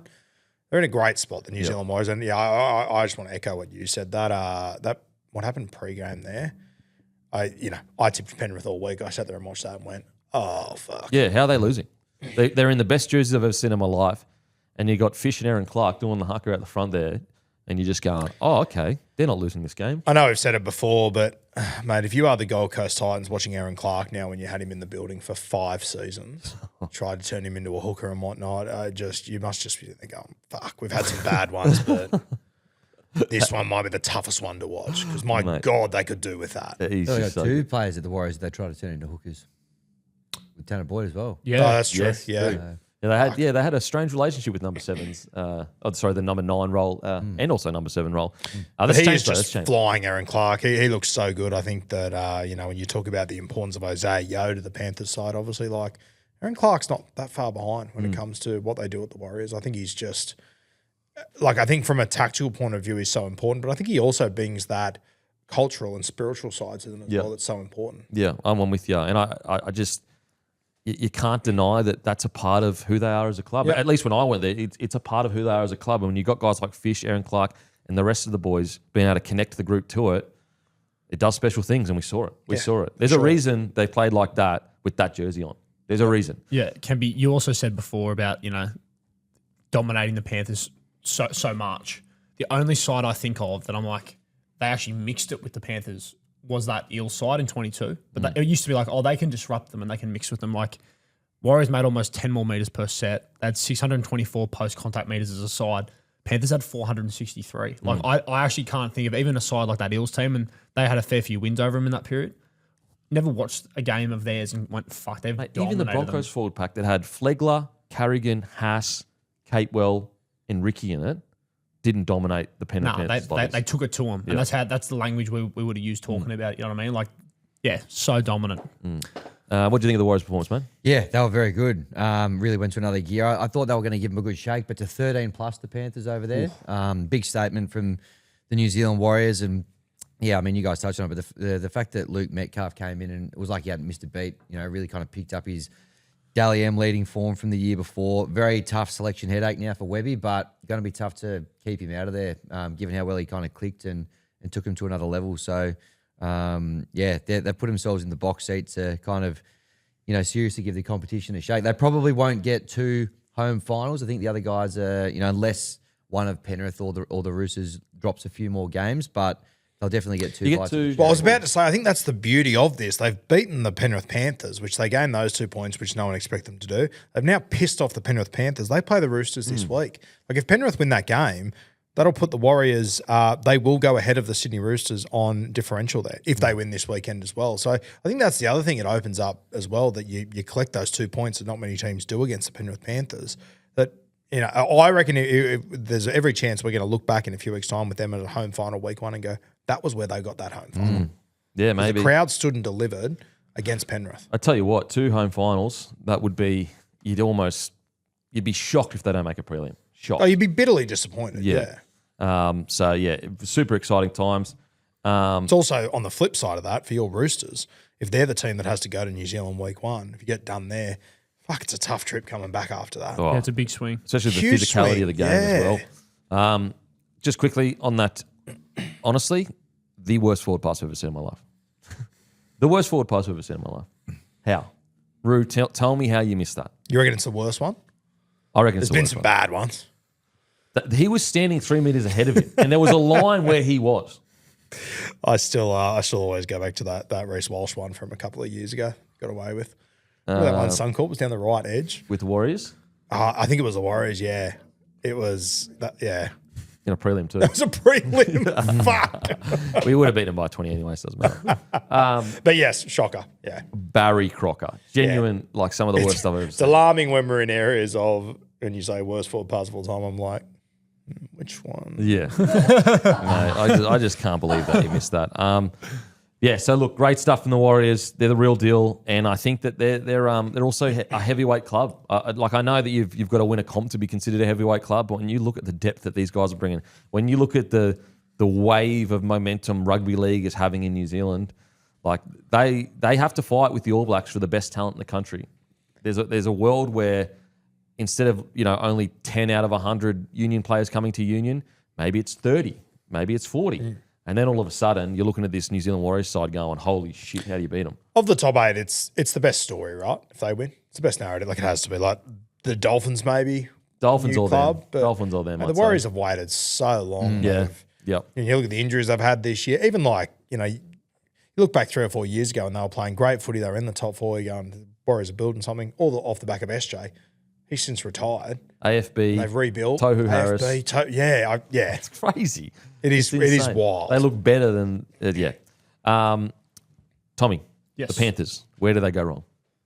Well, I think, when you get dominated like so physically, it does make it very hard, obviously. But then they also made a couple of errors during the handful of sets that they did get in that first half. Like they still found themselves in good ball a couple of times off the back of like the occasional Warriors error or off the back of like penalties. And, like there was one in particular on the right-hand side attacking in that first half where I can't remember if it was Nath, but like they just knocked it on tackle too. It was good line speed and pressure from the Wars, but I guess when you are dominated so physically and in terms of field position, you can't really afford to give away those rare opportunities you get so easily. But in saying that, you mentioned the guys that got to come back before. Obviously, losing Yowie made this one a lot worse as well. But I think that they would take a lot of confidence out of the fact that they came up against probably one of the other teams that you would consider competition heavyweights at the moment. They did fight their way back into that game. Like they were an Alamotti offside away from all of a sudden it's next trial wins here for 5 minutes and we've got all the momentum. Like, Can they win the comp without a yo? yes. No, I think they can. I think they can too. Yeah, I think, without getting too far ahead of ourselves, we always talk about 2006 as that year that Darren Lockyer where he won State of Origin, Premiership, 4 Nations. Mate, Nath is on the brink of being able to really topple that as far as wins Origin, takes home the Wally Lewis medal. Are we all in agreement he's still the favourite for the Dally M medal at this point? I'd be shocked beyond belief if he doesn't get it. Yeah, I mean, I think the only one that could have maybe given him a real shake the back end of the season is the form that Nico's been in the last few weeks. If he won all of his games, I think he wins that. I think if they get to the grand final, he'll be the $2 favourite already for it. apparently Yo's going to be there, but if Yo's not there, I think that only helps Nath's case if they do win it for him to pick that up. And then he goes to the World Cup to play for Australia. Like he could go Wally Lewis, State of Origin, Premiership, Clive, World Cup at the end of the year. Like he Right, could he does all potentially, that. If he he did could all that, sweep. it's like- He genuinely could sweep the entire season. If he did all that, like, it's just, you know, I know that the conversation's already over, but it's just like, you just cannot push back. You just No, you can't. It's just over. Cannot push back. And honestly, it's not that outrageous. They are the Premiership favourites right now. He is the halfback for the Premiership favourites. If they get to the grand final and win it like the favourites should, he will be short priced to win that. And then he is the halfback for the Kangaroos in the World Cup. And if Isaiah Yeo, for whatever reason, can't get back or gets re-injured or whatever, they can move Lindsay Smith to 13. Liam Henry starts with Liotta. Yeah. And you just need one of those young boys just to each week give you 20 minutes of the best. So on that, Kempy, like that's exactly what they'll do. Lindsay becomes a 13. We're talking before about Yo and what's the go with him. Interestingly enough, like I do genuinely believe they can win the comp without him. I think Panthers, obviously you want Yo on the field, but they're going to get a snapshot here. If let's say they're unsure about Yo, or like you know they're at the very least in negotiations. Like you're going to get a pretty good window here in terms of what it would look like. You know, at a pretty important time of the year. So interesting one to watch there. Tell you what, boys, the Warriors are at $7 to win the comp. Don't mind that. I don't mind that They at get all. the two home. Like if Penrith knock over the Roosters this week, I think the Warriors will get the two home finals. At $7, that's unbelievable. I don't mind that at all. In regards to some other performances, you know, Jenkins got through a bunch of work again, 242 metres, becoming just so reliable for him. I know he had an error here, error or two there. Look, Jackson Edgar, he's got a bright future. He really does. You can see the glimpses. I think, you know, his try, you can see the glimpses. You know, he's got absolutely got a bright future. He'll play NRL. I just think, as any rookie, he's probably a little bit green at the moment for first grade. Yeah, he's definitely an NRL player. He was from birth, JAXEN. He was destined for it. I'll tell you, going into this game, Jack Cogger was ruled out. I believe birth of a child over the weekend. He didn't feature. 24 hours before kickoff, they named Blaze Talangi at 5'8". We get to kick off. Jack Cole's the 5'8". I wonder if during this period, if Edwards still isn't back next week, do you give Blaze a shot at fullback? I understand why they wouldn't, because look, he's a 6. He's a long-term 6, so like why mess the program up, I guess. But I've always wanted to see him at fullback. Is he your long-term 6? Does he have to be a long-term 6, like- given he was a But fullback? I think right now, like let's say, for example, I don't know, Cole goes down or Cogger goes down or whatever, he's your 6 going forward. And I also think at the moment their hope is he plays well enough to get back into the side as a 6. Whereas if he goes and rips at fullback and he's not getting the reps in at 6 that they're requesting because they've got a specific plan for him to get better at, it throws a spanner in the works a little bit. But if you were to get sort of philosophical about it, if he was a fullback initially, you know what I mean? Like, why does he have to be? Well, he's got a job right now, and that's to go and work on things specifically a 6 needs to work on. And they've given him that job, and I understand that. But like, And how can he do that from fullback? well, you can't. But what I mean is, they're operating on, and I guess that's where the conversation opens up about does he stay there long term? Like, what if his best position is just fullback? Like, that's where we saw him light up initially for the Eels. But I just think, like, how does that help their premiership push Right now. I understand that. But like, you know, because I'm with you. I actually think he will be a better fullback, and I think it suits him perfectly. I'd love to see it. But right now, he's the main 6 at the club. I know he's dropped, but he's the main 6. And his job is to work on a 6 role. well, I agree. But also, given if Cogger was out and he was named initially, or they thought he was going to replace Cogger, then they opt for Cole. Like, what is he 3rd now? You know what I mean? Like, was it a matter of we don't back your D against this big physical Probably. side? Like, Probably big game and defensive. He just hasn't worked on enough, I guess. Did he play New South Wales Cup on the weekend? Who? A Blaze. No. Well, that's what I was just looking at. Like, he wasn't even named in New South Wales Cup. He played the week before, to be fair. But maybe that's just because Cogger got ruled out, all that sort of stuff. But that's the other thing. I'm like, if you are hell-bent on him needing to work on stuff, do you not putting him in Cup to play? Maybe the Cogger out just kind of Just flipped it all. and they needed to bring someone just in case. But Cole like, went down. even looking at the Cup side, mate, and once again, I didn't watch how the teams updated throughout the weekend, but the guys that played in the halves, they're wearing 7 and 6 on the weekend for Panthers Cup. So I would assume that means they were named there as well. But maybe Maybe they were planning to parachute Blaze in late. potentially, but I think also like maybe on the bench he wanted because also was in New Zealand. Yep. Maybe on the bench he wanted Blaze in case there was an injury. Outside back as cover well. as well. Yeah. Yeah, fair. Yeah. It's just you are just if what you're saying is accurate that they want him to work on things like you're running out of time very quickly. Yeah, for sure. He's also not the guy that they'll bring in, obviously. Like if Cogger's the guy they're running with for this campaign and Cogger goes down more long term, like they probably are opting for Cole. Well, that's what I find so interesting. They've spent all preseason with him as their 5'8", including last year. He's played all the games this week, and then they got to New Zealand, top of the table clash. No, Jack Cole's our guy there. Well, okay, here's another pushback on it. Would it be fair on Edgar to get dropped after his debut game for Blaze to go back there as well? Yeah, no, I'm not. I'm also arguing just the 5'8" spot. They've spent all year with him at 5'8". Yeah. And that when it came down to a top of the table clash, they still went, no, we'll put Jack Cole in there. He's not even signed for the future. He's leaving in 6 weeks' time. I find that interesting. Yeah, for sure. I don't think I could assume is that it was a big game. Defensively, they knew they'd probably get targeted there. Yep. He hasn't had time to work on it, I guess. To your point, though, Kempy, they must be hell-bent that he's going to be their 5'8", because otherwise you'd at least explore, given Dill's out anyway. Let's see him there. Or let's see what he looks like at one for like a longer term. I just don't know. I don't know why you'd do that this year at this late of a venture. Because it's like, okay, you put him in at fullback, he kills it. Dylan Edwards comes back. Just like Sure, but like Blaze is that young that there'll be time after Dill. You know what I mean? So like if you were not sure or you're like maybe he's more of a one, you've got a little sweet spot here where I just think they've got a plan this year. Yeah. And the plan is Blaze Talangi is a 6. And if you deviate from that now, you're just all you're doing is throwing a spanner in the works. Well, it must have become though. It's essentially a New South Wales Cup plan now in terms of yes, we're going to develop him long term. But just thoughts on Edgar boys. Like, do you agree he's a bit green? Probably needs a bit more. Oh, for sure, he's a bit Absolutely, green. He's only played X amount of games. He's done really well in the grades coming through. And yeah, like fucking tough spot to come into as well. Bloody oath it is. Placing Dill. And he has. I don't think he's been bad by any stretch. You can just tell those little moments where just need a little bit more time. But his try was great. Outside of that, just look one of those games where they just got completely out enthused, really. And Warriors were just too big, too powerful. Okay, Roosters defeat the Bulldogs 20-18. And I tell you what, the Dogs. This was one that got away. Roosters started really well. And then they just went into their bad old habits of error. Dogs got into their system, just started grinding it out. And actually, as watching the game, because coming into this game for the Roosters, I was saying my only goal for them would be complete over 85%, just to stop them from like thinking they can score on every try. And so I was watching the completion rate quite closely throughout the game. And it genuinely, the score is attached to the completion rate in this game. So at the time where they were 18-8 up, the Roosters' completion rate was like 65% or something, or 60%. It was terrible. And the Bulldogs were like as 80% or 82% or whatever it was.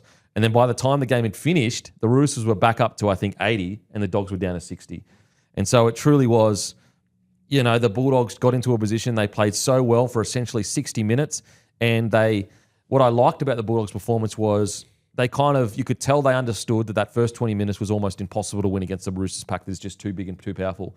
But what the Bulldogs understood is when it gets to that 60th minute or, the 30th to the 60th minute, our speed and fitness will win the battle. And they were winning the battle. But unfortunately, once they start making errors, their system just falls apart. And the Roosters just found a way. It was a Sam Walker crossfield kick into Feketi. Now, a lot of people are saying Sam Walker shanked the kick. I don't know. Maybe he did, but I don't feel like he did. I feel like he meant to land it in the middle of the field. And Roosters got the job done. So, look, Roosters managed to get the win. That's all that matters at this stage. I have them absolutely as premiership threats, even though they played poorly in this game for a lot of it. Dogs, I'm disappointed with the last 20, but I actually didn't mind the way they played. You are talking about a team equal first right now. Yeah, this will sound weird, but I almost prefer seeing the Roosters find a way to win than put 82 on the Cowboys and just run a fucking train on the side. Like, I think the Roosters, as we saw last night, they've got so much more in their game, but it was good to see them win a game of football that was tight, that they just had to find a way. Like, the reality is September's going to look more like this than it did last week.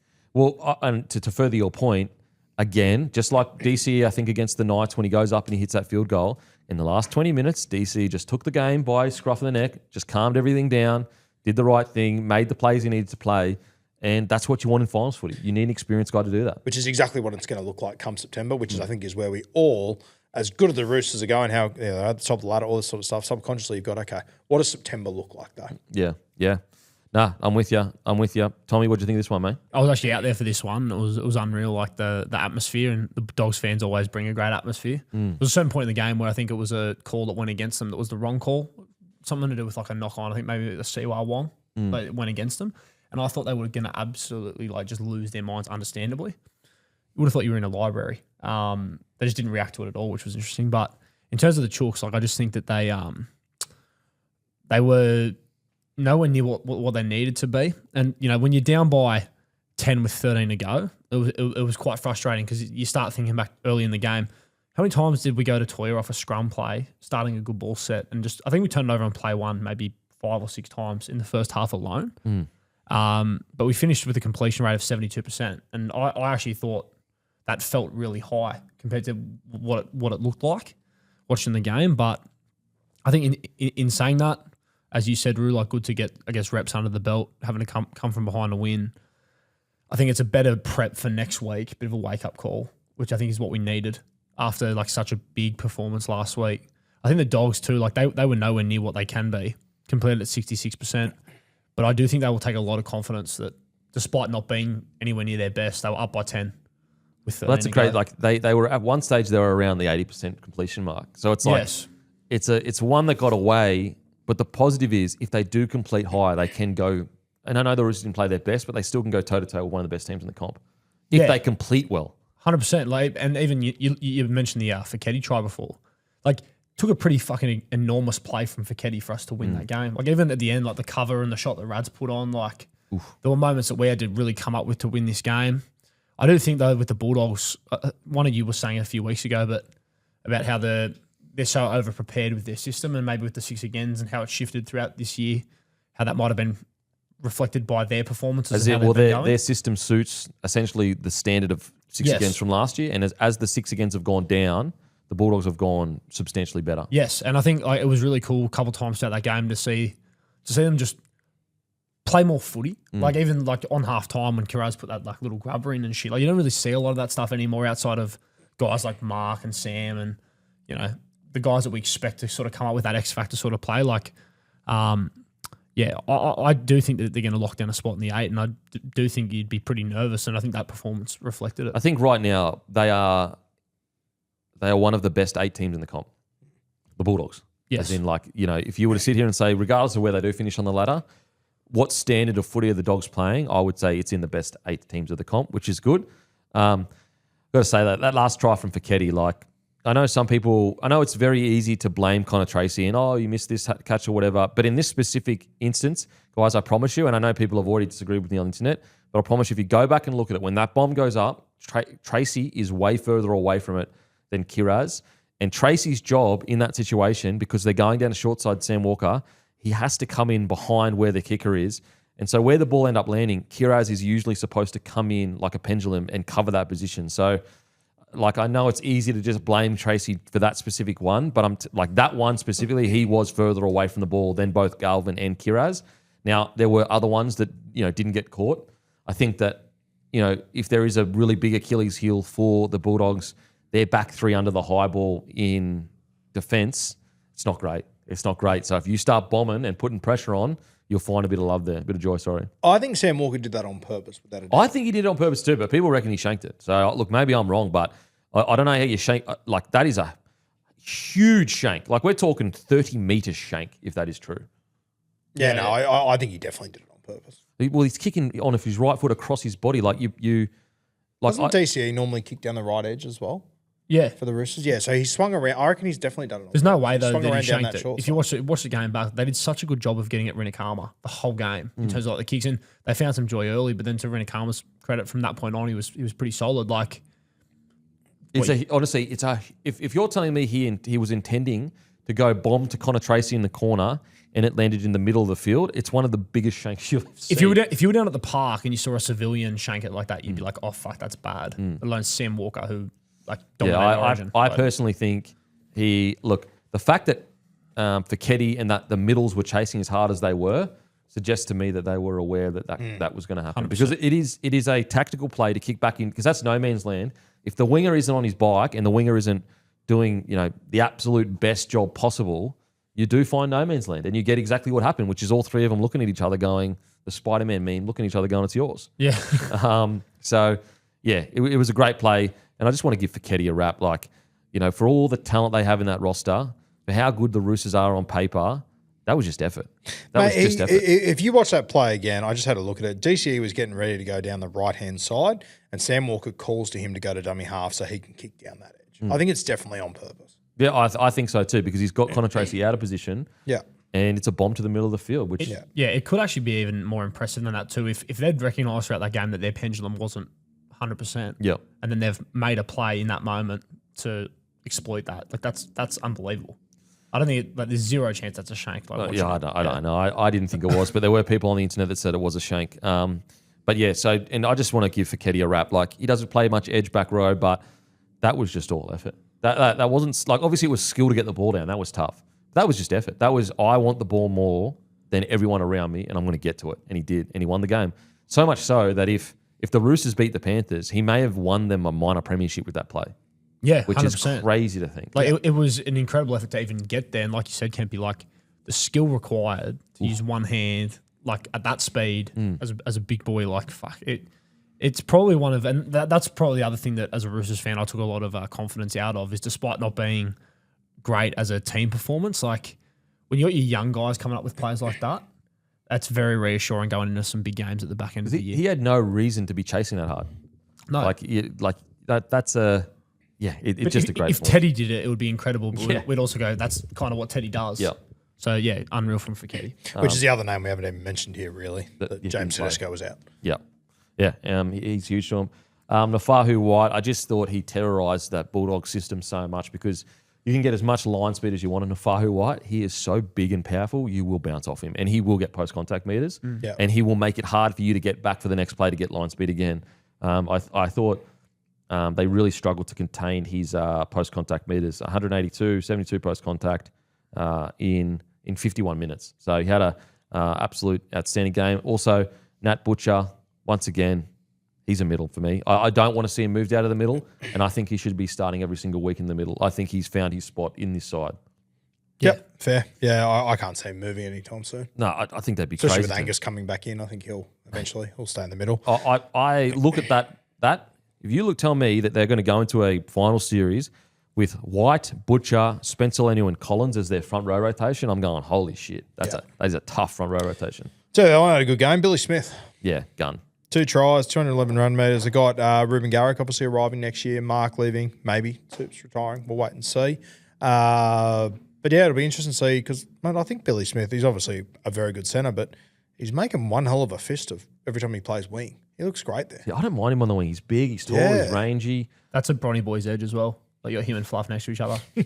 So it's a Bronte-based performance, is it? Both Roosters juniors, yeah, it's Bronny-based for sure. Yeah, it's just staying on the field for him. That's all it is, just staying on the field. So, look, good performance from, not good, but got the win, which matters. And, yeah, they could – what's crazy, in a year where they've constantly been questioned, and I think they've rightfully been questioned as to have they played their best footy, they might win a minor premiership this year, the Roosters. What more could you ask for them, really? Crazy. Craziness. When Gus comes back, let's assume he gets back, like, would you ever have the conversation out of Feketi and Wong? Or do you think Wong's got that other edge locked down? I'd say Wong's got it locked down. He's been so consistent this year. 100%. I think he's had his best year so far, but I also think Celesti's really coming. So does he become a middle guy again, or does he actually start? Off the bench, I'd say. Yeah, he comes off the bench. Through the middle. Well, you could play either Wong or Angus Crichton a few less minutes, maybe. Yep. But, yeah, I'd probably start Wong, Crichton. But the good thing is you've got Feketi there for next year. Is Crichton goes this year? Gus goes after this year. Yeah, this year. So you've got him there ready to go. The other thing coming out of the weekend for the Roosters as well, another game where Robbo only uses 3 of his interchanges. I wonder why he does that. Like, is he preparing for something, or could be? Yeah, is he kind of like maybe he just sees the benefit of you keep that one up your sleeve of whoever it is there, depending on whatever situation comes our way, and if you've got the players with the motor to be able to do it, let them go. Well, you got a Connor Watson too, so Swiss Army knife of players. But even I reckon that argument almost goes against it as well, though, because you've got Connor Watson. You could afford to use your 4, including Watson, because he can cover anything. But I think he's leaving it for a real specialised position, like he had Egan, I think Tommy Talau and Rexy on the bench there. But yeah, just interesting to note because I think you're starting to see more and more coaches starting to do it. Yeah.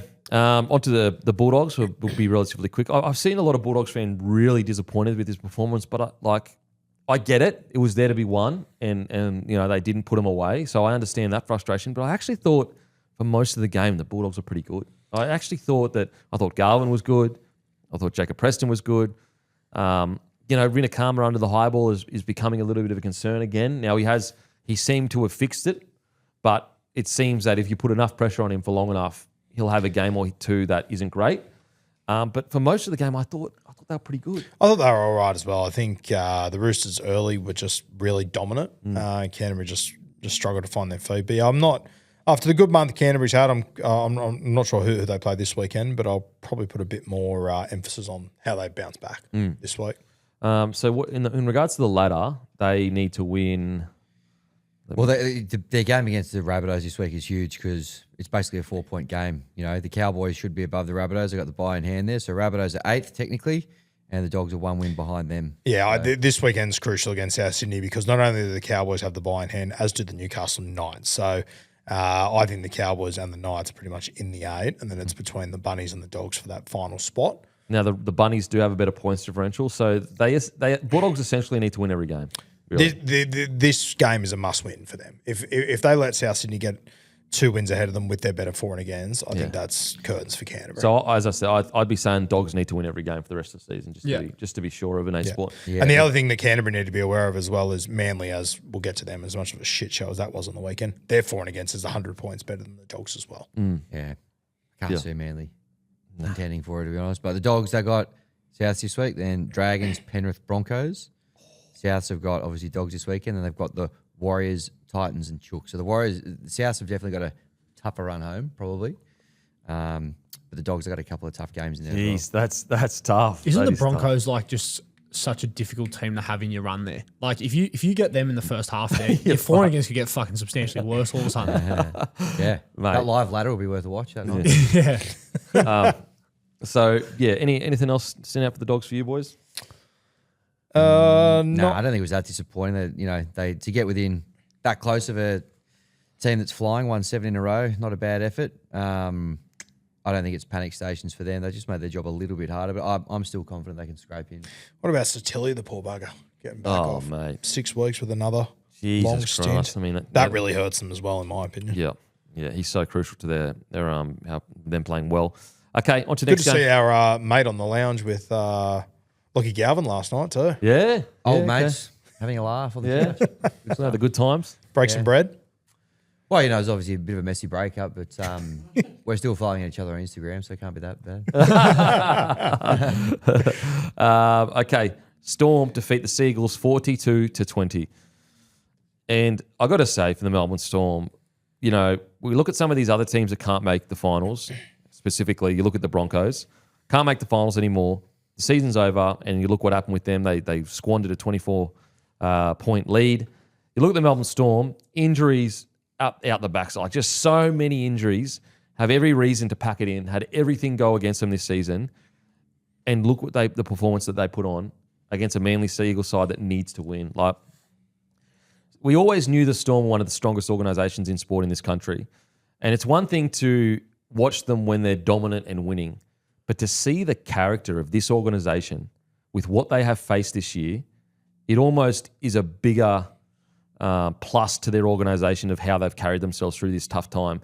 To do what they did on the weekend and to play the way they have been playing, it's nothing short of a miracle. I don't care what anyone says. Like, they're probably the only team in the comp to have what has happened to them still be fighting all the way to the death to the end of the season. Like, I can't tell me another team that could have as much go wrong for them as the Storm have had, and to be pulling off performances like this at the back end of the year. Like, they were this close to beating the Roosters a couple of weeks ago. Yeah. With a bunch of people out.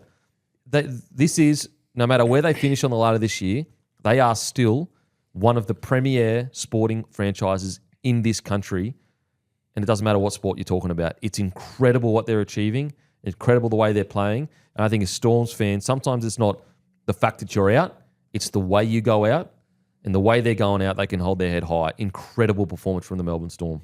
Yeah, very impressive. And I think, mate, even if you just have a look at the guys that scored tries in this game, Stuart, Tuimalatu Brown, Moses Leo, Hayden Watson, Tyrant Wishart, and Oren Keeley, like all their try scorers put together wouldn't have started 150 games for the Melbourne Storm.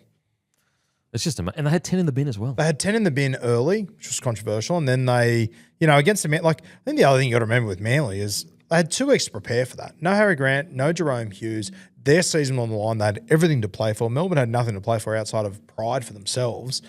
And to go down, what was it, 14-0, I think it was at one point? Like the last 60 minutes, it was 42-6, and Manly scored it late in the last few minutes. Like, they absolutely demolished Manly in this game. Once they got off the bus, it was just over. And I it's a weird one, boys. Like, I want to give, due to Melbourne Storm season, I want to give them all the raps. But for me, the talking point is just Manly. What the fuck happened? Mate, I tell you what, the thing for Manly is that You had me convinced you're a top 4 team 6 weeks it's ago. bizarre. It's bizarre. You delusional Manly fans. Look, I do think, often in the season preview, there'll be 1 or 2 teams that kind of prove you wrong. I think the Knights are clearly the one that we're talking about this year where we go, proves us wrong. But I do think the roster is coming back to kind of bite them in the ass is the wrong word, but it's just the standard of their roster is kind of showing through. The issues are still there. Yes, and that's why when this was all going really well, I was a big proponent. You can go back and check. Like I was saying, they need to strike while the iron's hot. Get in the market now while it is hot and you are winning. Unfortunately, and granted, maybe they just couldn't close any deals. Maybe there weren't enough players off contract. But right now, it's gone from a club where nearly any young player will be like, hell yeah, I'm going there, to like, whoa. Like, I'm not going. Let's just pump the brakes on that chat. Well, a really good example is one of the guys they have signed is David Moali, who, despite Melbourne being decimated, played 8 minutes in this game and spent most of the season playing cup. Yeah. Yep. And so the tough thing for the Seagulls is like there has been a lot of talk about how much they love Foz, and I'm sure they do. But the only way you show you love Foz is by the way you play each weekend. Because he's now cursed with this incredible start to his career as a coach, he is going to be pounded from pillar to post if you guys keep playing like this. And now if he was another coach that didn't have as crazy a start and also wasn't, a former great in Kieran Foran, he could kind of like get a bit more leeway into how things are performing. But because he is such a charismatic leader and there are so many headlines around him as a coach, just as fast as the headlines are wrapping him, they are going to bring him down. So you owe it to him to protect him. Doesn't mean you have to win every week, but you can't be losing like that. When you just said if you guys keep playing like that, I was thinking, who the fuck is he talking to? And I realised it's me. Manly fan. Manly fan. Wake up, mate. Yeah, mate. I'd be if I was a Manly fan, I'd be filthy with this performance. What do you mean? If I am a Manly fan, I am filthy with this performance. Did you guys think with that sin bin, like watching it, I didn't think it was drastically different to Radley's shot. I can't believe that wrapped sin him bin. for. He was tackled. He was sent to the bin for tackling too hard because it wasn't too late. Wasn't it like it looked actually almost identical to me to Radley's shot the night before, where everyone was like, "Fuck, how good." Maybe you could say it was 1 microsecond later, literally 1 microsecond. But they wouldn't have seen that because of the cameras. So Yeah, the frames per second, they can't see that stuff. would have missed it. It's blurry. I cannot believe that was 10 in the bin. Like, so now players are responsible for how the other person like lands, kind of like a meter away from him. Like, what? Because he hit him too hard?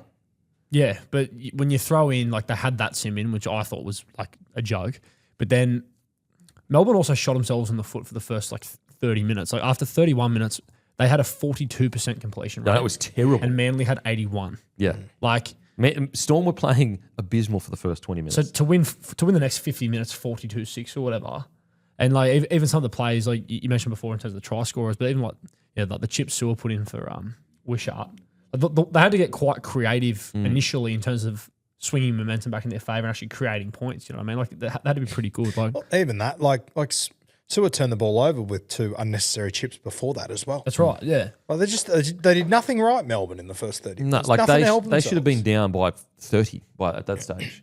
Like even that first run that Ola Kawatu had, he broke about 19 fucking tackles. Had spiders on him, and you just thought, oh, tough day for Melbourne. And then completely flipped, and that's without Harry Grant, without Jerome Hughes. I think it's fair to say Cameron Munster's nowhere near 100% fit as well.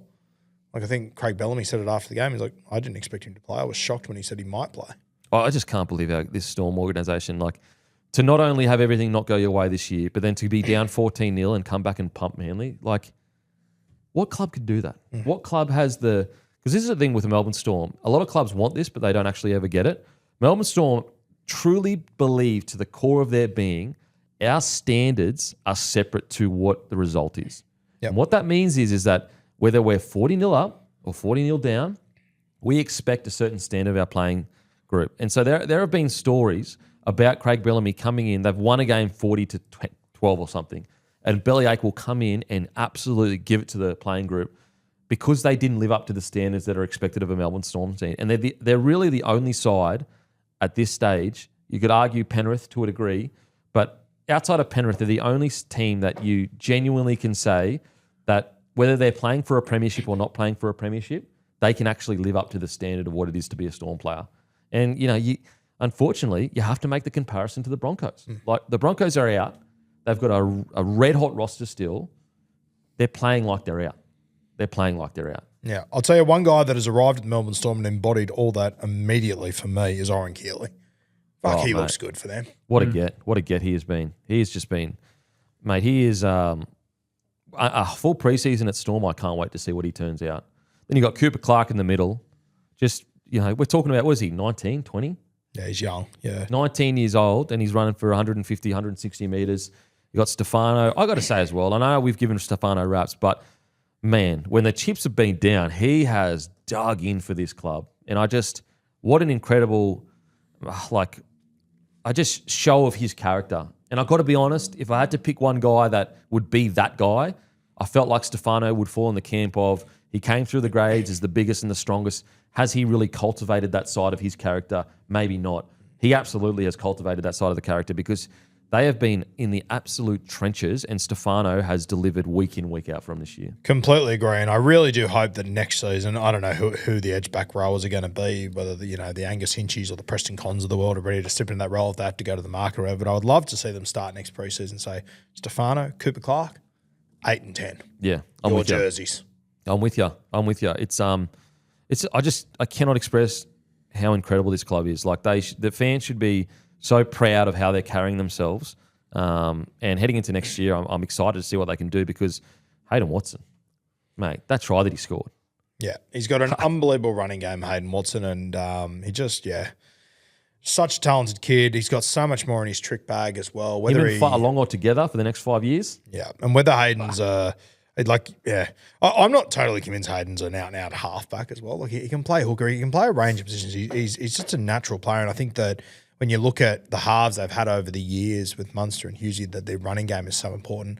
Hayden's exactly the same. His running game is just dynamic, and the way that he stepped up this season to New South Wales Cup and handled that unbelievably well to then go play Queensland 19s, dominate that, and then to come into first grade and he's 2 games in and he already looks at home. Like even against Canterbury the week before. He looked fine. He made a number of half breaks. Like there was one that kick out grabbed him just by the collar, and he's a very talented player, Hayden Watson, and they've got him signed up long-term already.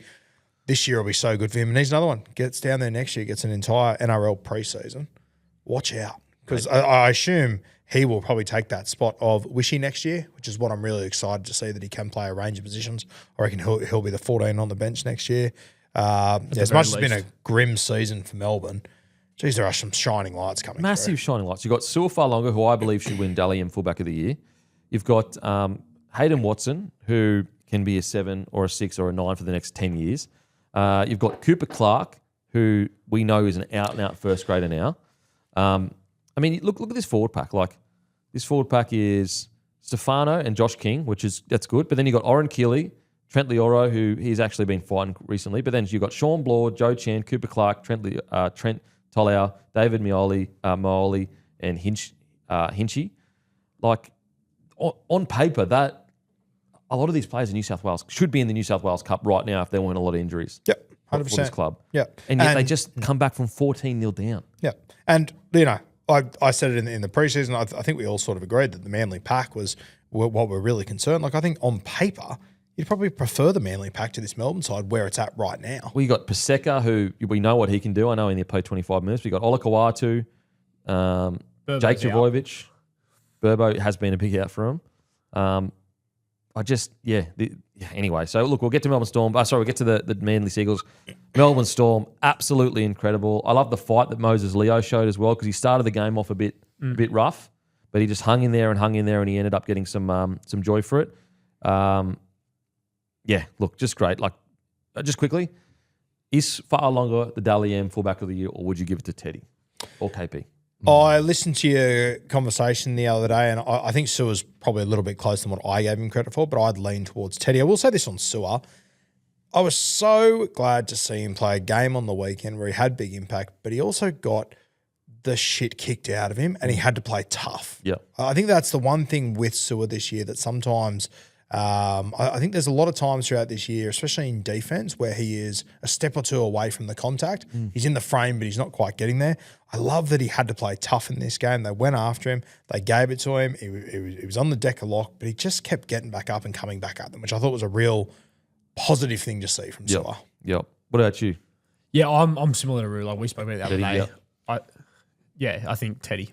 Teddy? Sure. Who's your fullback? Teddy for me, just too consistent. Does it every week. Sua has had some great, probably a better highlight reel, but I think week in, week out, you probably know you're going to get what you're going to get from Teddy. I think the fact that Sua Fa'alogo, the impact he's had on this roster, like if he's not in this Melbourne Storm side, they honestly would be in the bottom two. Like, In the same breath to that though, do you think with Steph, had Melbourne had just one of their normal years we expect from them, but he played exactly how he's played this year, do you think he would have played Origin or at least been way more considered than he was this year? Stefano? Yeah. He's essentially carried their pack through the bulk of this year because they've struggled so much. I know we wrap him and we talk about him. So, sorry, is this connected to Sua?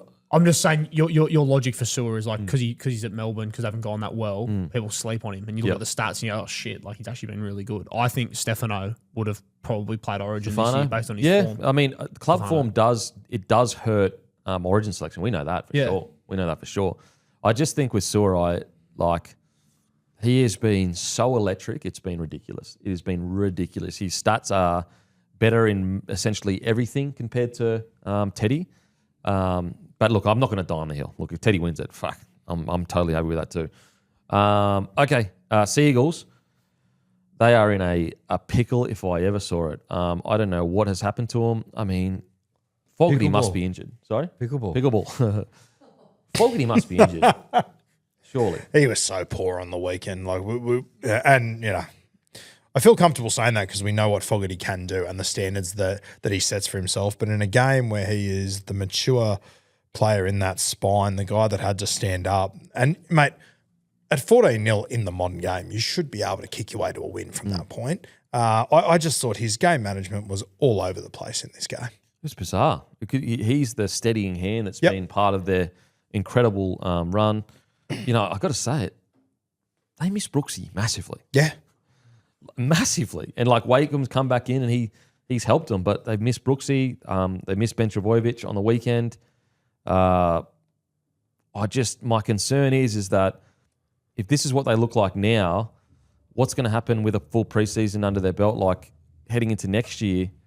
Are they going to be able to find that magic in a bottle, the lightning in a bottle again? Like, I don't. Was it just a honeymoon period that just got instant reaction? Like if you said to me right now, where are you going to place Manly on your ladder for next season? Not going to be in the 8. No, they can't be in the 8, but how low do you place them? I don't know. And that's where I think Foz, if you look, this is going to sound super harsh, but don't wait for it to be like the last chance you have, then go out and recruit a bunch of people. I think he has to get aggressive in the market now. Be ruthless. Like, I know that they did a really good job for you for that period, but I think he's got to be ruthless in the market. I really do. Who have they signed heading into next year? They got Davey Wiley. They got Kalis from New Zealand the other day. Is that it? So yeah, those two boys, which is I don't mind it. Don't mind. Like, Wiley is an interesting one because he hasn't been able to crack storm side, which is super interesting. There's potential there though, without a doubt. The Warriors young fella coming through, he's apparently a gun, so I don't mind that.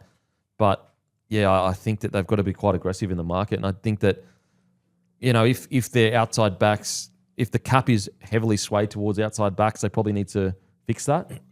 I think as well, like with all due respect to them, I think even like 2 or 3 weeks ago, like for them to be signing Fletcher Baker probably shows the position they're in. Yeah. Like as far as trying to appeal to guys to come to this club, I think that just a lot of their big jigsaw pieces, like I remember like thinking after 2021 going, fuck, if I'm a player, the opportunity to play with Turbo would be unreal. But like I just don't know if it's a selling point anymore for sides. I don't. I think just because unfortunately he just had so Not many on the injuries. field, yeah. I think The guys in this team would think it's unreal to play with Turbo. They don't see enough of him. I'd be going super hard at Moses Liotta. Yeah, that's a good shout. Super hard at Moses Liotta. But also, like, I think, it'll work both ways, though. Like, Foz getting a full preseason under their belt. Like, I think what we're seeing now are the exact issues we spoke about when they sacked Seabold. And they were always there. So I think it actually speaks more to how good Foz's potential is as a coach, that he's got him as up as he did. I think he has grossly overachieved this year, as opposed to it being like, oh, they were an underperforming roster and now he's gotten back to what we know they can be. Like, the lack of depth through their middles, that's been an issue for a long time now. So I think that doesn't change. You know what I mean? Like, I think if they can get Liotta or something, it's drastic getting a full preseason with a guy like that. The worry I have though is like they responded. I'd almost believe you more if they didn't respond, but the fact that they responded and then dropped so heavily suggests to like it's almost like they've proven they didn't need a preseason. Because they responded so quickly. You lose Burbo and Gerbo and like these different guys that have been in and out with injury.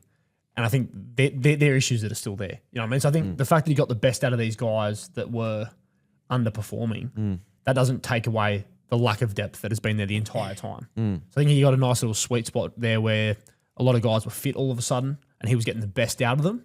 And I think that speaks a lot to what he's capable of as a coach. But like we spoke about in round 3 before they even named him as coach, most of us thought it was going to be Matt Ballin. You know what I mean? Like it's not a new issue. But is it a concern that they've fallen off in responding to him so far? I don't think so, because I think it's like who's fallen off realistically outside of like Fogarty didn't have a great game on the weekend. They're missing Luke Brooks. They've got a young guy there, Joey Walsh, who's getting reps at the moment. I think Walsh, and this is not all on Walsh, but like he's probably fallen away a little bit to his initial debut under. For sure, but I think he's new, that he's in a struggling side in terms of a pack. I'm just giving you an example of one guy. Yeah, for sure. But I think Leify, I think he started quite well, but unfortunately he's fallen away a little bit. Nathan Brown hasn't had as much impact.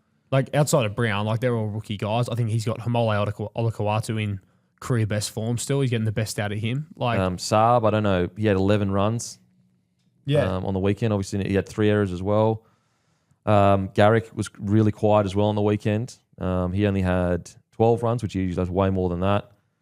Maybe they're super, super injured. I don't know. I just think rather than wait a year, I would be getting aggressive in the market. I'd be going up to the other. Yeah. I'll tell you the other thing with Manly, I think too, with obviously a rookie coach coming in and, everything was going well. And then as it is a challenge for a lot of teams down there, and granted, Manly didn't have that many players missing, but when they've got the squad they do and you take out Kohler and Olakawatu for that 6-week period or whatever, I think they sort of really struggled to handle that as well during this. Absolutely. And I remember us talking about it, saying I'm a bit concerned is if you lose Kohler and Olakawatu in this side, they are substantially not as good. And I'd be interested to see with those two guys that, I don't think they've been playing bad footy or by any means, but I'd be interested to see the impact that Origin series has had on them as far as in the team, dropped all over the place. And the reality is Foz is the least experienced and probably the youngest coach we've seen. One of for sure. Yeah, I've said it before. Like he was the Titans halfback last year. I will say I understand what you're saying. Like he gets a full preseason with this squad. I personally think that like regardless of him having a preseason with his squad, he still needs to be. Don't wait for it to become like, oh my God, I actually need to recruit. Yeah. I think that it's been obvious they've needed to recruit for a few years now. Get immediately into the market. I completely agree with that. I just more mean, like if he gets a full preseason with these guys, and the other guy I'd be seriously looking at, like I remember when they were humming, Nathan Brown really came to life a little bit too, and he was playing more of a role than we'd seen him play in his time at Manly to date. I'd be looking at Horsburgh as well. Like, yeah, absolutely. If you could get Corey and Liotta, which I think they'd have the cash to do, like that changes everything all of a sudden. Because then the guys like Kobe Hetherington and these other guys who have really, like even Paseka, who have played above their weight this year for a period of time, you're not relying on them to carry the load anymore. When you look back at that 8 or 9 game stretch where they had us all convinced they're a top 4 side, they beat the Dolphins the week that Foz came in. I think we all expected an instant sort of knee-jerk reaction out of that side. They then beat the Dragons. They then beat the Cowboys, the Eels. They lost to the Panthers. They then beat the Broncos, the West Tigers, the Titans, and they lost to the Sharks. When you look back at that 8 weeks, they essentially played one top 8 side that they won against during that period, and it was the Cowboys, who are Fair. probably fringe realistically. Yeah, it's a tough one. It's not how I remember it, if not I'm at all. completely I honest. understand. I remember thinking, holy shit, this is actually a top 4 footy side. Yeah, I man. mean, like the Tigers, then they weren't the Tigers. Like they'd had a couple losses, but they were The Tigers are always the Come good. Tigers. Tigers are always the Tigers. Yeah. Not as bad as Broncos. Though. decent. 16th in mathematics. Back-to-back wins against the Broncos and the Tigers. But even like when they beat the Dolphins, like the Dolphins weren't the Dolphins we're looking at now. They were shaky at the start of the season. Yeah, absolutely. Yeah, we'll see. Alrighty, the Dolphins defeat the Broncos 40-32, and this is proudly brought to you by Aspley Mazda and the service of the week. I guess the question is Dolphins, are they the real deal? But we'll get to the actual person with the service of the week. But this game is brought to you by Aspley Mazda and Luke Camilleri. Give him a follow, LDC_01. If you need a car, give him a message. Look, the Broncos came out, played like we know they can play, and then they just fell into a heap. Really, really disappointing. And I think that this game really did expose our depth and concerns. You know, there were a couple of players that came on, made errors, missed tackles, whereas when we have our starting side on, we're usually pretty good. Just a really disappointing performance. I've been quite critical of Madge's post-match press conferences for a couple of weeks now. I thought he was a bit better this one. He was much more, I guess, specific in his critiques. And I will say, in Madge's defence, although I'm still a bit underwhelmed with recruitment, he's not responsible for where the squad's club depth is at right now. You got to remember, this guy hasn't even been at the club for 2 years yet. But I'm really interested to see how he fixes that. But yeah, like as I said, it's a real case. Like Tulty came on, I think he had an error, a missed tackle. Hunt came on, he had an error. He dropped the ball, which Hammer scored off, which was the beginning of the turnaround. And then later in the game, for whatever reason, didn't decide to close the hole with Herbie Farnworth. Literally just ran straight through the Broncos. Like, how does that happen? I don't know. I thought, unfortunately, is it Semu? He's actually been quite decent coming off the bench, but I thought he struggled a little bit. So, yeah, just some of these guys that are on the fringes of their best 17, they just probably need a bit more time developing their skill set in reserve grade. And I'm not blaming it purely on them. Like, some of their best players have also had bad games, but I do feel like we're struggling a little bit there. And I think that is the concern for me heading into the future once Payne Haas leaves next year. You've obviously got Mitch Barnett coming, but you know, Payne Haas plays 70 to 80 minutes for you guys. He fills one of those holes essentially the entire game. Barnett will only be a 50 to 60 minute guy. So you need to fill those holes. You've obviously had Corey Jensen with his unfortunate retirement the other day. That leaves another hole. It's really concerning for the Broncos heading into the future. Yeah, and as I said, like I can't blame Madge for where the squad's at right now, because like you can't rebuild a squad in less than a year. But I just love to know what's the plan in regards to that depth, that fringe kind of first grader, because we're struggling a little bit. I did find it super interesting. He didn't put Ben Hunt on. Yeah. He put Moser on, it's interesting because that would suggest to me that they are trying to keep Moser. I'll tell you what, they'll be kicking themselves that they didn't sign Billy Walters while he was injured. Mate, Because how fucking good did he look the other night? he looked like fucking Cameron Smith out there. It was unbelievable. Well, they didn't sign him either, to be fair. Let him go too. He's part of our coaching staff. He's a They got there eventually. Yeah. consultant. Yeah, so like Billy Walters, outstanding. So that was good to see. Interesting. I actually don't mind that Madge is going, you know, we can't make the finals. I need to build for next year. And unfortunately, Hunt's, you know, the victim of that. But I think that's okay. Like, we know what Hunt can do. We know he can deliver. Let's try and build for next year. And I actually thought Moser was quite good when he came on. He looked like a first grader. He's just struggled with injuries. So there's some silver linings-ish, but losing a 24-point lead is just like, at home, unforgivable. What do you think will be Hunt's role next year? Look, I got to be honest. I feel like they signed him because they're a bit concerned about Pezzett and Duffy. Yeah, I agree. Like, I think if Pezzett was ripping down to the Eels right now, I don't know if Hunt resigns. Do you think he's a big Madge guy? you think like part of it could be that he wants Yeah, a senior Like an player old- to be able to be a an older mouthpiece for him. Yeah, Yeah. potentially. just a bridge? But I think it comes off the fact that, like, okay, name who's the 7 round 1 next year for the Broncos? Probably Duffy. yeah, I go Duffy, but I was a lot more confident of it 10 weeks ago.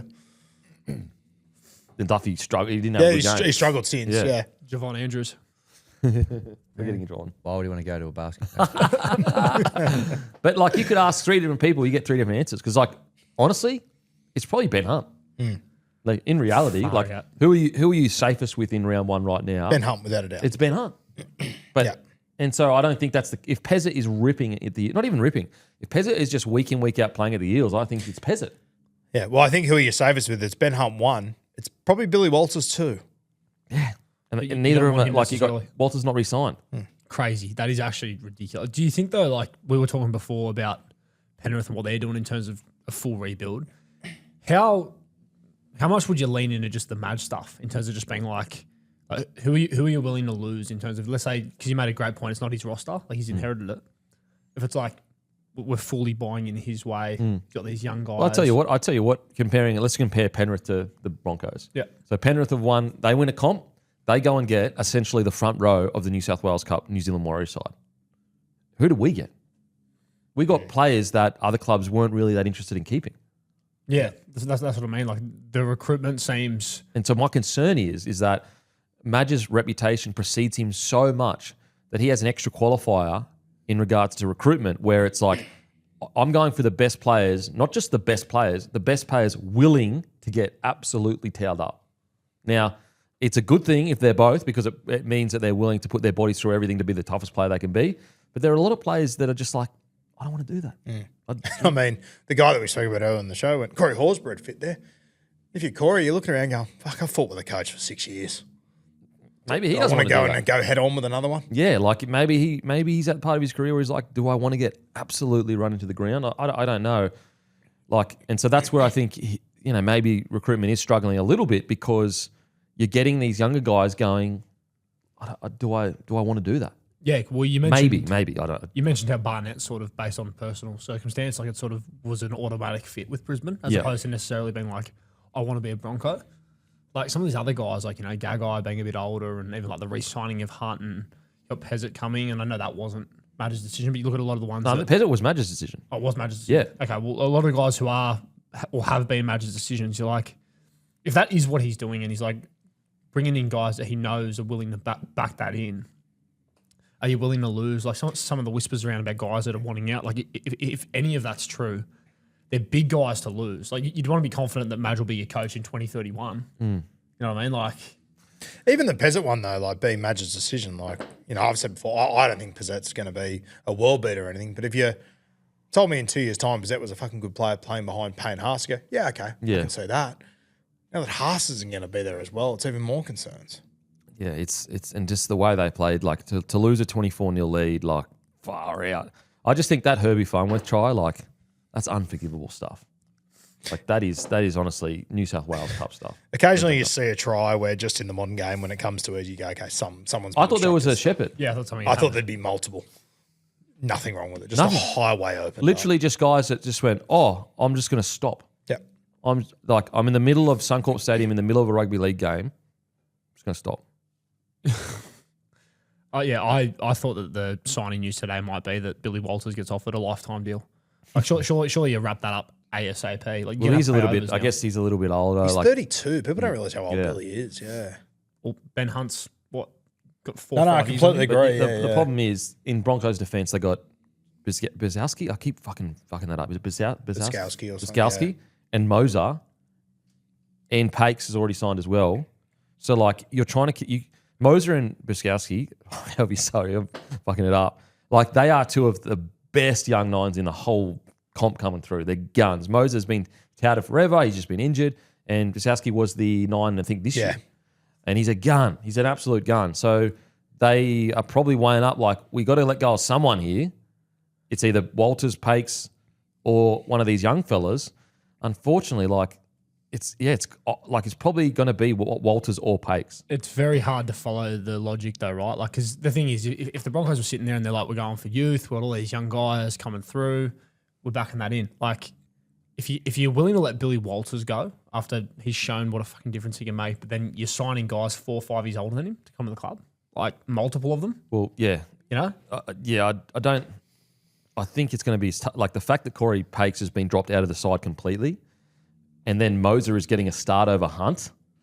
Maybe it's Pakes that's making way, but the problem is Pakes. He's a Madge guy. Like Madge loves him, and understandably so. Like he's been so good. He was actually a part of the club when we won the Spoon, so he's been part of that the growth. Incredible player, and it pains me to say, but honestly, right now, like if I had to lose someone, I'd probably. Unfortunately, he'd be the odd man out. Pace. Just because Billy Walters is ripping. Yeah. And I don't want to lose Moser or Brzezowski. And I think Corey Pakes, unfortunately, this year, he hasn't been great. But it's tough because, like, the most reliable physically is Corey Pakes out of everyone. In terms of staying on the field, Yeah. you mean, yeah. It's tough as well because Billy might solve a problem for another year or two.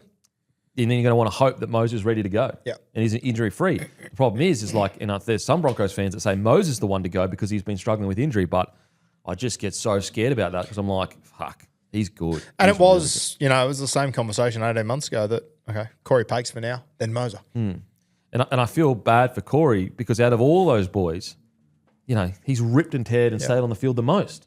So I don't know what the answer is. I really don't. But yeah, in regards to the performance, I just think we need a couple of our fringe guys need some more time in reserve grade to just work on their game. Ezra Mam's first half was phenomenal. I was like, where has this been all season? But at least we're seeing some good footy from him. But super disappointing, incredibly disappointing game.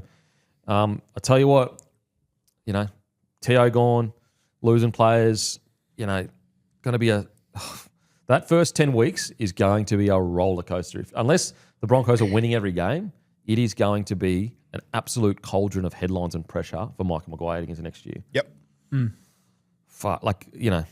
There's no sugarcoating it. It's been an absolute disaster. The Tigers have had way more go wrong off field, and they've managed to fight through it and get more wins than we have, which is shows you where we're at as a club. Is there a chance you guys have just done a better job controlling the narrative? You know what I mean? Broncos have done a way better job, absolutely. Can we step through it? The mathematical, here's how they could potentially win. We've got to You are a piece of shit. So you run home, your 4 games, you've got the Warriors, Easy. you got the Raiders in Canberra, Easy. Storm, who've just put easy. 40 points on plus. Manly. Easy. And then the last game is the Dogs, probably playing for a spot in the 8. So Easy. that's your run home. Looks like 4 wins to me. 4 W's. Okay. That'd get us to nearly 8. All right. So the Dragons, their run home. They got the Tigers. I'm happy to learn that one. Yeah, they'll for the win that sake one. for the sake of passing the baton to a worthy. No way. recipient. Did you just give away a win? A learn. So if so, you guys win That's the why spoon. you guys suck, is because you're too spiteful. You're going to win the spoon. You're too spiteful. And then the Dragons have got the Dogs, who are playing for again spot in the finals. They got Manly, who are battling, and then they bring it home with a game against the Eels. So they've got to win 3 of those, and you get hammered in all your games. That'll bring the points difference back. Or they win all 4 of them, you lose all 4 of yours, and you guys will get the spoon. What do we think? And it hasn't been done in the NRL era. I literally just gave you a compliment. I gave you a compliment and said that you have fought hard and beat one more you game. tried to bring the Tigers in to deflect, and I'm just stepping through a very a serious issue stats-based. here. A serious issue. I just thought it's in the public interest to bring it up. And so I don't think it's happened in the NRL era. Premiership 1 year, spoon the next. So you could be making some history as well. Yeah. Has 3 spoons in a row? That's happened. Has that happened before? Yep. Yeah, okay. Not after winning a comp though, right? No. That was Newcastle, wasn't it? Did they win a spoon after? 4 spoons in a row, I think. Yeah. Yeah, Newcastle did. Yeah, that's that what he's first. referring to. That's right. Probably the time. Yeah, so look, disappointing. It is what it is, baby. It is what it is. Okay, on to the Dolphins. It looks like Luna Park over there. Tigers. Dolphins, and as I said, guys, this is the Aspley Mazda service of the week. If you need a car, give Luke a message, LDC_01. Got some big things planned with Aspley. And guys have agreed to go around for another year. I can't tell you how supportive that is. Like, that is the reason we get to do this and keep it all free, no paywalls, his partners supporting us. And so we really do appreciate the support from Aspley Mazda. If you need a car, just give Luke a message. Even if it's not from Aspley or whatever, he will guide you in the right direction. He's an absolute legend, and he's taken care of a bunch of people as well. Guys, service of the week was Plath's service to this Dolphins side. He is so good. I honestly feel like he should be getting more minutes. I know that he's still getting decent minutes, but he's becoming so good. It's like you need to keep him on the field as long as possible. You need to start him. And also the question is that Dolphins, where are they really at? Because if you had asked me a few weeks ago, I would have said, no, they're still premiership threats. But to get 32 put on you is like, that's concerning. Where are the Dolphins really at? It's so hard to tell. When they put together a good 20 minutes, you go, okay, this might be the best team in the competition. But then they have halves like they did the other night. I think to your point, mate, and I would lean towards Max Plath, but, mate, one of Donohoe or Plath has to start this game. There's no doubt about it in my mind whatsoever. You got Morgan Knowles who's come over and he's good, but I don't understand the obsession of picking him in the starting 13 Especially when you've got Kurt Donahue as well there. Like if you'd have just one of them, you could go, okay, maybe he's doing the grunt work for the first 20 and then Plath comes on for 60. But it's also reducing Donahue's minutes as well. I cannot believe, and I think the obvious answer is Plath starts at 13, Donohoe comes off the bench. But honestly, if you put both their names in a hat each week and picked out which one was going to start, I could live with that because I just cannot get a sense of, and I thought that this game was the perfect example. As soon as those boys came on the field, the momentum started to turn, and we've seen it with Plath over the last 4 or 5 weeks, just the impact that he has on this side. And we talk about it, during the season as well, just how much they've been such a great second half team throughout the year. No shock to anyone because this is when Plath and Donohoe are on the field playing footy. One of them has to start. I can't believe it's a conversation at this point. And also, I feel like Morgan Knowles, like he'd be a great front row off the bench. Yep.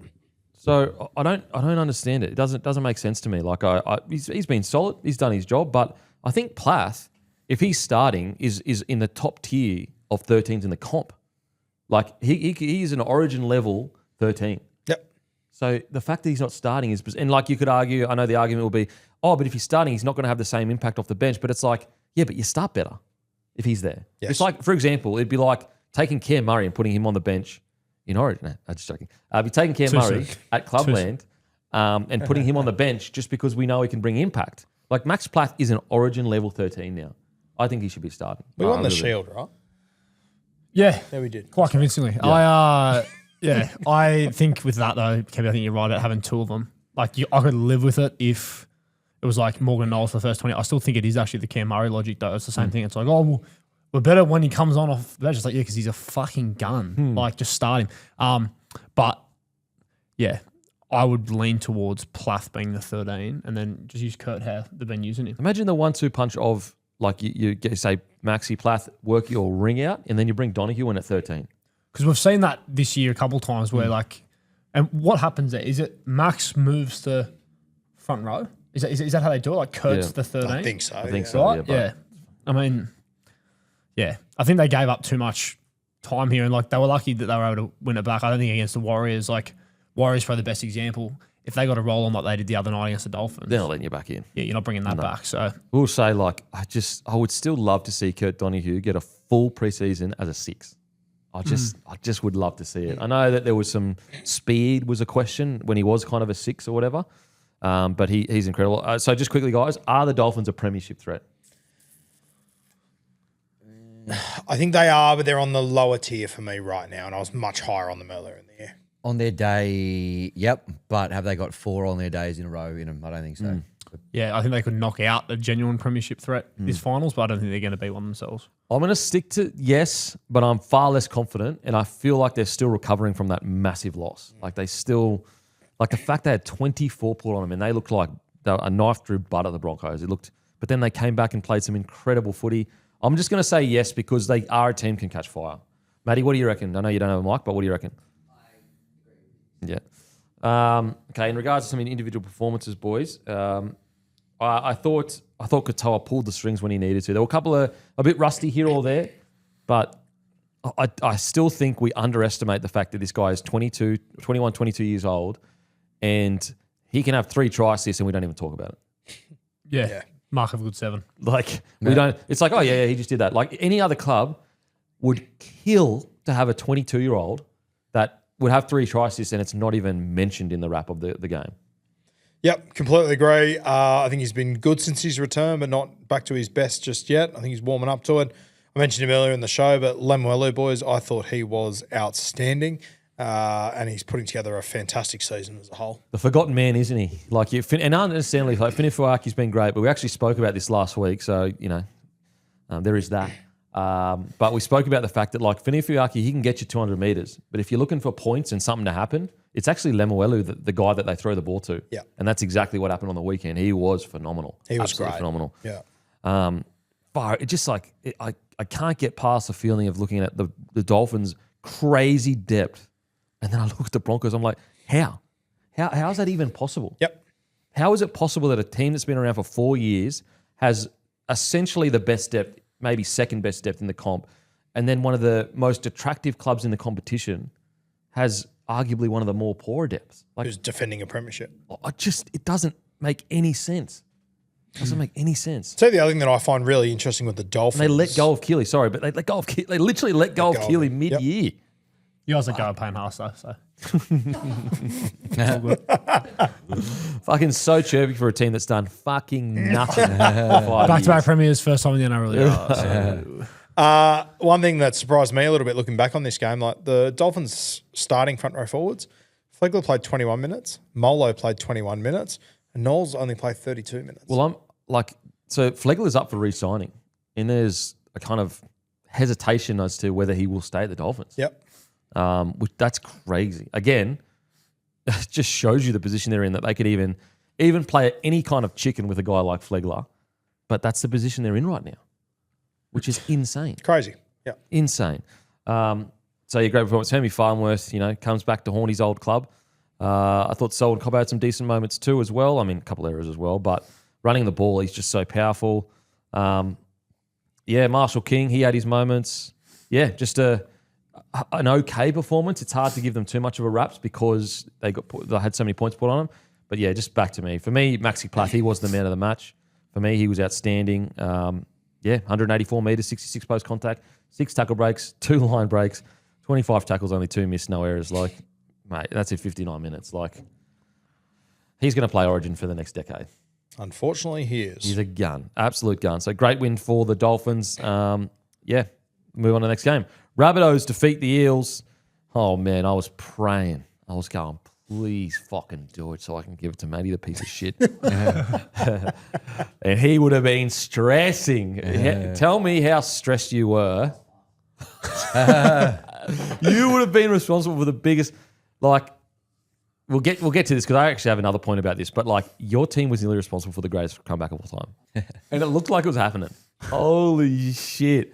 But I do want to talk about, it's no coincidence that we have these crazy, crazy comebacks happen in multiple games this weekend. Like, to have essentially 2 record comebacks in the same weekend, I just hate this reffing style of like, you score 5 tries. You score 5 tries.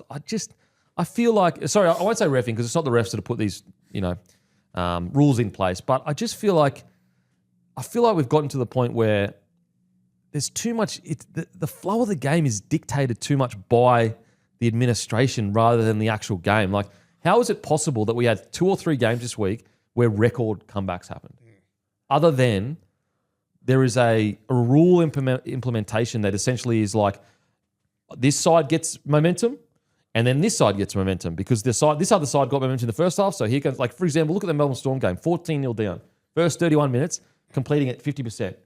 And then they run them down massively. I hate that style of footy. It's just boring. It's just boring to me. Honestly. Yeah, well, it essentially happened in the Melbourne game. It happened in the Dolphins game. It happened in the South Sydney game. That's half the round. That should be like once every few years. Sorry, that's every game on Saturday. All 3 games were exactly the same. And I just feel like we get 2, whether it's conscious or subconscious, and it's not, as I said, it's not the refs that are being told to ref like this. It's the rules that are being implemented. But it feels like there's this subconscious, like, we're giving people an even, like, okay, you had all the ball here, all right, I'm going to make up for that, and you get all the ball here. Like, it just, even the Roosters Bulldogs was like that as well. Yeah. Like the first 30 minutes was Chooks, the middle 20 minutes was the Dogs, and then it was the Roosters again at the back end. I reckon it's because, like, when you start looking at ruck infringements and what they're given for, like the 6 agains, more often than not, they're given for things that, like, they'll also get let go at different points in the game. So I reckon you just find referees, if they give like 2 or 3 in a row that they probably could have let go, or they've let go a couple of times already and then they start calling them, if they do 3 or 4 in a row for a team, the momentum that gives you is so overwhelming that they probably feel like they need to swing it back. So when they see something on the other foot, when the other team gets the ball, and they're like, oh, that second marker wasn't fully square or whatever, I'd normally let that go. They have to start calling them again because otherwise it's like, well, you're giving one team way too much of a leg up. I don't know how you balance it back out, to be honest. The thing is like we used to have each penalty, there was accountability right there and then. You know, if a howler's given, they're getting booed. It's replayed over and over. And so they were far more hesitant to blow the penalty because they're like, whereas with the 6 again, I understand there would be, you know, accountability or whatever after the game. But in the game, man, I've forgotten what the last 6 again was in literally 2 tackles. I don't even know what it was. And so I feel like it lends itself to like, holy shit, I've given this team all this momentum. Okay, well, I'll just give, you know what I mean? Like, I don't know. Go back to pre-6 again era. The most contentious penalties were for offsides because fans would be like, well, fuck, you've pinned my team. Yeah, the other They've team been is doing offside it. all day. Yeah. Whereas with the 6 again, you're still seeing that. But like you said, it just continues. So you just move on. So the other thing I noticed on the weekend, I mentioned before, I watched the Titans-Cowboys game sitting at a pub, which I don't do very often during the footy. I'm always at home or I'm at games watching it. And when you're at a game, like it's impossible to miss the 16 because you've got the siren that goes off. And when you're at home, you're listening to it. Fuck, when you're out at a pub and you don't have audio, good fucking luck. You don't know what's doing. Sitting there going, it's the 14th tackle. What is going on here? I've got no idea where we're at, what's going on, why it happened. No idea. The tough thing to argue against is the game's never been in a better position. It really hasn't. And I'm not arguing to go back to the wrestle. As I said, I feel like last year we found a good balance with the 40-metre line. I really feel like it balanced things out enough where, like, you know, you had to really choose when to give the penalty away coming out of RND. But I just feel, anyway. In regards to this game, look, the first half, the Rabbitohs looked red hot. I'm sitting there going, that's a premiership heavyweight right there. And then what do you know? Old bad habits creep in. Unfortunately for me, the Rabbitohs, they aren't premiership threats this year. I think they've got, yes, they've had injuries. You know, I get all that. I just think they've got too many bad habits. Yeah, I tend to agree. I think they are the ultimate example of what Tommy just said about the Dolphins, that they could knock out a proper contender if they get everyone on the park. I just can't see a chance South Sydney puts together a good, consistent month. Have they put together a good, consistent 80 realistically? Maybe the Melbourne Storm earlier in the year. Sure. Has there been a good fortnight, Matty, this year? Has there been 2 good games in a row? Not really. And you could argue because their injuries, that's what creates the inconsistency, I guess. But your injuries are the most consistent thing about you. So that's the. You should be used to that by now, to be honest. I mean, I almost fell over when I read Campbell Graham's got a calf this week. Oh, God. And poor old Ashton Ward doing a hamstring goal kick. I don't know if I've seen that in the NRL before. Mate, what he's doing. And the concerning thing is like, for 2 players to have a soft tissue injury in the same week, like, are they training them too hard? I don't know. Yeah. Like, to do your hammy kicking a goal, like, that's pretty... It's weird. Like, that's probably a fatigue injury. That's fatigue injury. Yeah.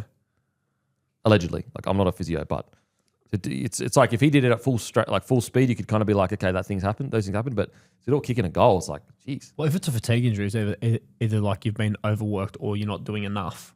And I doubt that they're not doing enough. Well, like multiple years in a row, I'd argue they've got players in their team that like one of the main talking points around them is their fitness not being where it needs to be. You reckon they aren't doing enough? That's what I would say. Yeah, that's more likely than, like we talk about the Broncos training too hard. I'd say it's more likely that they're not doing enough than doing too much at South.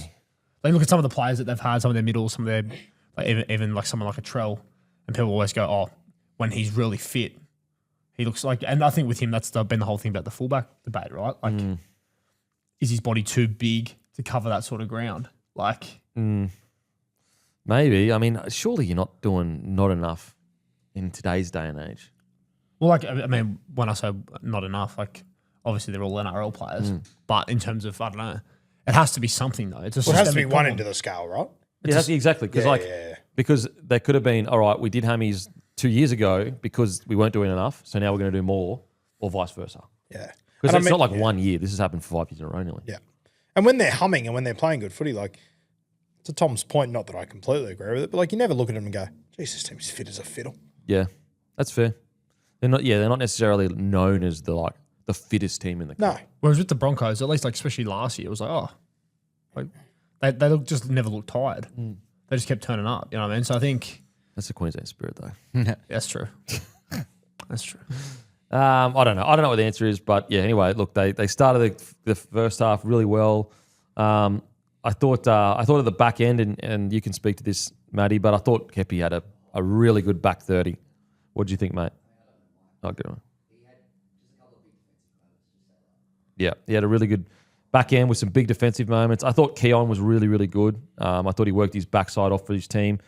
He played 80 minutes in the middle, 18 runs, 192 post contact, 192 meters, 74 post contact, 4 tackle breaks, 41 tackles. It's just the silly errors in the second half really that kind of hurt, because at one point I think they were completing one quite high. I want to give a little shout out to Tallis Duncan, CBA class of 2024, I believe. Geez, it was a high IQ play when he got it down the left side. And it was a 2-on-1 situation. He held it, and I think it was Vossi maybe sort of going, "Oh, he should have passed it." And Luke Keary sort of pointed out, and comms like, "No, like I think he addressed that there was an obstruction earlier in the play, and he held onto it." Yeah. Very smart play, because if he draws and passes, they score. That gets taken off them immediately. It's a penalty. Parramatta go up the other end. Just sort of like, there's not many players you see address that immediately, and I think you could tell that Tallis Duncan did on the fly. Yeah, that's crazy. That is actually crazy. How much is he worth, Tallis Duncan? Well, I'll tell you what. I was listening to Jimmy Graham in the buy round the other day talking about Fainu over there at the West Tigers, comparing him to Tallis Duncan, and they were sort of talking about it as if Fainu is head and shoulders above Tallis Duncan. No fucking he's way. Miss me. That's it. That's outrageous. Which Fainu? Chat. Sam Waller. Yeah. Sort of I'd saying, argue the other way, if anything. I think it's the other way. I think Yeah. Tallis can cover numerous positions. He's a good player for Fainu. Don't get me wrong. I think it was on the buy round too. I saw $1 million get tossed up for Fainu. Well, they reckon that's what he's going to get. Look, With you guys, or? I've been one of the earliest adopters of the Fainu gun. Absolute gun. But not $1 million. I mean, even Tallis Duncan I wouldn't say is $1 million. I wouldn't pay either of them $1 million, but if I had to pay one of them It'd $1 be million, Tallis. I'd go Tallis personally. And where do you, if you had to pay one of them $1 million, Hammy? Well, we're probably going to have to pay Sam Fainu $1 million. So I'm going to get him behind the boys. Sam Fainu. Well, he's origin quality when he's humming. Like the way he was going before he got injured. I don't know. Is Tallis not? Yeah. I thought Tallis was going to play off the bench this year. Wait. So when has Fainu ever been in the top 5 back rows in the comp? Between rounds 2 and 8 this year.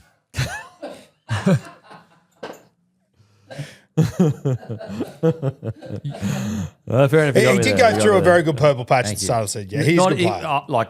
I'm a big Fainu fan, Yes. but not in the top 5 back rows in the comp.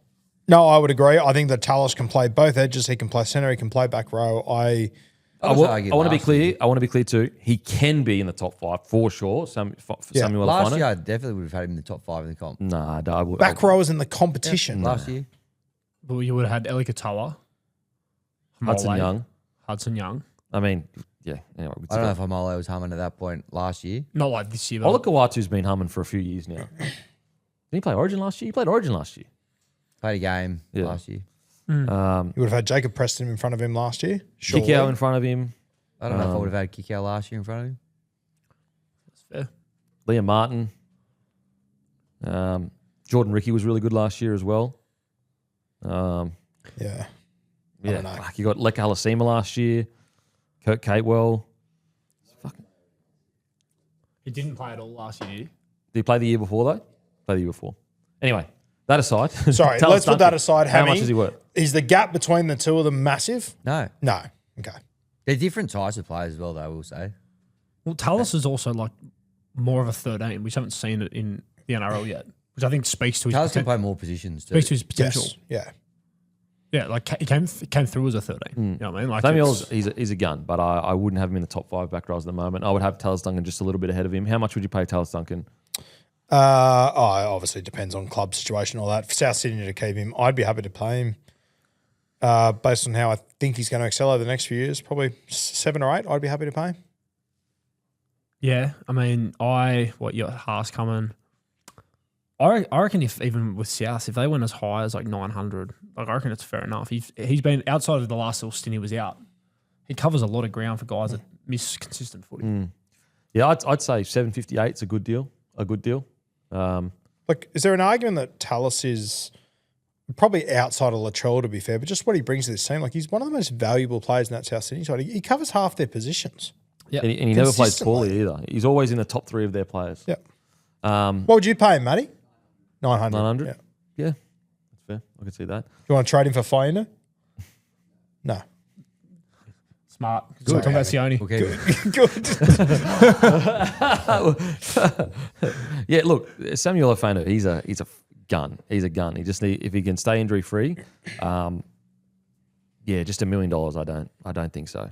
I think that's reserved for. I think he'll do top-tier really front well at the rowers. Chiefs though. New cap, new broadcast deal. Nah. Million? No, I mean if you're a non-rep edge back rower, even a rep one, I wouldn't want to be paying $1 million.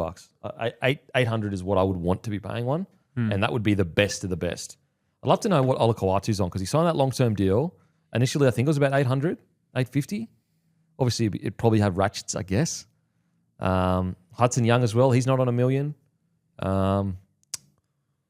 Awful timing. For Eli his injury. Katoa wouldn't have been on $1 million. Nowhere near. Nah, he's not on $1 million. Nanai, when he signed when he was a big deal, wasn't $1 million. Yeah, I wouldn't want to pay $1 million for an edge back rower. I'd be paying $1 million for my front rower. Yeah. What about for Canberra? Would you pay $1 million for Hudson? I could hear it for Cam. I can hear it. Because he is he is the core of their, he's basically, it's Tarpon in him. The main guys. What do you got there, Matty? 900. So 900. So that actually probably is 800 currently and gets up to later in his contract a bit higher. Anyway, in regards to performances, so look, Eels, I guess gutsy. We've said it all year, but they let themselves down. And it's getting to the point where, you can only say, wow, that was really gutsy so many times before you go, can we get the gutsiness without the really poor part? So I feel like I'm being a bit harsh on them, but you can't let that many points score in the first half. You just can't.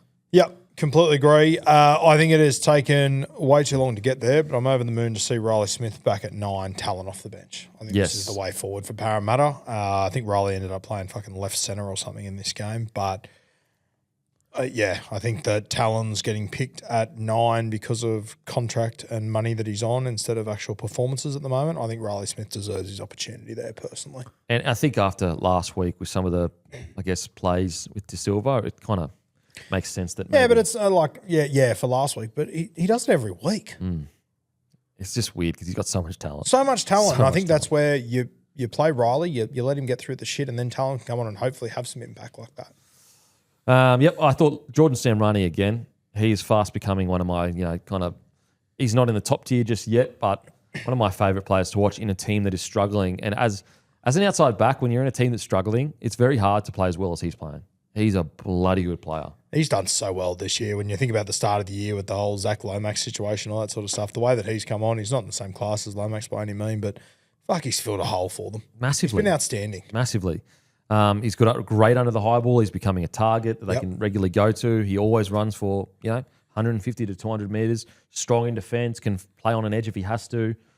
I'm such a fan of Sam Rani, and I'll be interested to see. He'd be on a very small contract right now. Is he November 1? Can you check, please? Because if he is, if anything as well in this game, I believe he had the matchup with Jai Gray in this game, and I just don't think Parramatta went to it enough. True. So he can go to November 1. Mate, I can't believe the Eels haven't locked that up. Because I reckon right now he'd be on minimum. Oh, yeah. Yeah. And so, on the open market, he could probably get 300 or 400. Yep. That's how good he's been. He's been so good. In regards to some other players, tell you who went hard. He came off the bench, Saxon Pryke. Made a few errors and whatnot, but fuck, it wasn't through a lack of effort. Yeah. That's the thing. They do have effort this side. They really do. They just let them down with patches of really poor play, errors. But it was a good fight back in the end. It was good to see them fight back, play hard. They just need to get they've just got so many injuries, far out. Add Iongi to that list now. I haven't heard an update on how he's travelling, but I assume that's season over for Iongi. Oh, you wouldn't risk it, would you, with a hammy? Is it a hammy, wasn't it? Oh, I thought it was worse than a hammy, but I'm not totally confident. Okay. Well, if it is soft tissue, surely you're not risking it, whatever it is. Yeah. So look, Lower limb injury. Yeah. PCL. yeah, they need to. It's going to be interesting. At full strength, how they look next year, and especially with Luai arriving.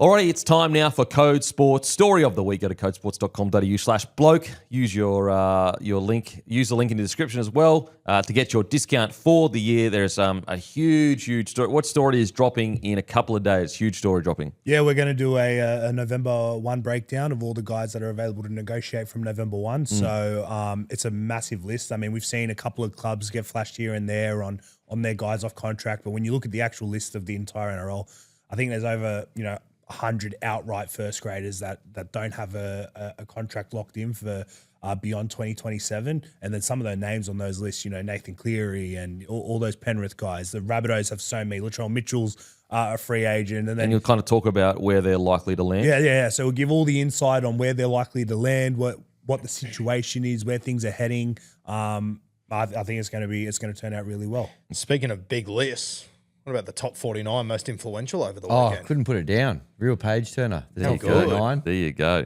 Yeah. Very influential people. Back-to-back Hawaii 5-0. 50. What, did I get 50? It was You got like 50. 50. Oh, stop you it. didn't see it. I swear to God, I didn't see it. I didn't it. see it. Listen, when you got this much influence, the 50th most, I'll tell you what, you better start being nice to me, you fucking blokes. Because I'm starting to throw me weight around. Well, I'm pretty sure Madge didn't make the list. Well, it's Bang. And Madge. it shows. Bang, brother. Bang. Need to work out and get another premiership. You might make the list, mate. Reece Walsh made the list. He was on the other end to you, but What end were you on? it's my job to write the story, not be the story. No, I actually didn't know that. How good. Back-to-back 50s, eh? Yeah, Back-to-back 50s. I'm the Dynasty. I'm the Tigers of the top 50. How so? Well, you came ninth multiple times in a row, so it's like a okay position. Bit of a long bow there, but kill for 9 these I'm days. like, you won 3 spoons in a row. I won the spoon of Living the in top 50. past. You're probably going to win the spoon this year. Having won the Nah, premiership. don't be last silly. year. But the last team to win 3 spins in a row was you. Yeah, but So if you're- I go 50 again, I'll be the Tigers of the top 50. The Yeah. top 50. You're probably going to win the spoon this year too. So. The Tigers didn't play last week. I don't know why we have to slander thank the you. Tigers. Thank Like, you. Seriously, come on. We're doing the Code Sports Story of the Week. Can we talk about something newsworthy? Like the Broncos having the biggest drop-off in the NRL era? Newsworthy. Okay, Corey Horsburgh. Speaking of the Broncos, speaking of the Raiders, speaking of Ricky Stuart, quite a passionate press conference from Ricky Stuart. What is going on with Corey Horsburgh? Is he on the move? Where does he stand currently at Canberra? Yeah, look, this story broke last month actually, and I think it flew under the radar of a couple people. But we wrote through Pete Bedell and Brent Reed that the Broncos were circling, potentially looking at Corey Horsburgh, who's looking for a move back home towards Queensland, and the Broncos seemed to be the suitable fit. But then all of a sudden, this massive blow up happens yesterday, and Corey Horsburgh, one of the reasons, or his actions are one of the reasons Canberra lost. And this story obviously becomes a bit more, I guess, a bit more legs than it had. But yeah, look, where it stands at the moment, obviously Ricky Stuart's quite pissed off. I haven't had the chance to make some phone calls about that. Obviously, a game happened yesterday afternoon. But mate, I would be very surprised. He's off contract. He's one of the off contract guys, November 1 guys. But I'd be very surprised if he's there next year. He definitely won't be there the year after either. Yeah, well. And so what's the kind of feeling as to where he'll land and how has that all come about? So from what I've heard, I think the Broncos are the number 1 kind of target. They've obviously lost Payne Haas, and they've got a young forward pack coming through. So I think Corey Horsburgh would be that guy. Well, from what I've heard, Corey Horsburgh could be that guy as that kind of bridge. Got a bit of experience and all that, despite not showing it on the weekend. He's been around the game for quite some time. He does seem like a typical Madge signing, a tough, gritty front rower, not afraid to put in the hard work, just gets on with his business. So the Broncos are the main suitors, but I'm sure How did that come about, the Broncos one? Did Broncos reach out to them or did his management reach out to the Broncos? Well, it depends who you ask, right? If you speak to Canberra kind of came out when the story broke and were like, look, we're not. Well, he was quoted saying, the CEO was quoted saying that he has not asked for a release from Canberra. So, and I believe that's 100% accurate. A formal release is are very different to. There's been feelers put out that Corey Horsburgh does want to move back to Queensland and back towards where he's from, right? So when those feelers get put out, we spoke about it with the Tom Dearden situation last week. Tom Dearden didn't officially go, guys, I want to leave the Cowboys. Who's interested in me?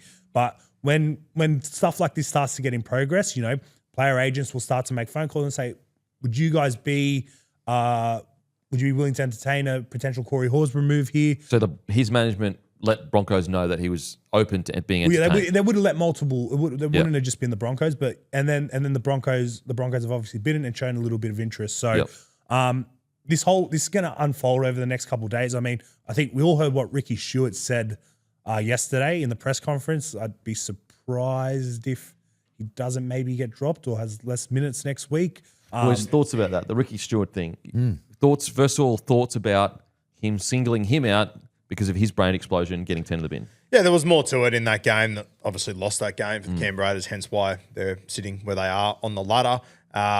But I do, I love Corey Horsburgh. I think he'd be a great signing for you guys if you got your hands on him.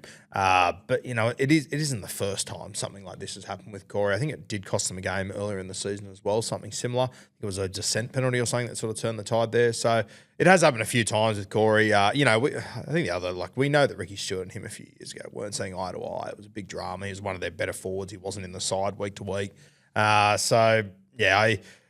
does seem a little bit over the top to me, Ricky Stuart, calling him out like that. But, both these two, they've been through the fucking walls together. I think they're a little bit different to your average coach and player sort of relationship. Yeah, first of all, I don't like it.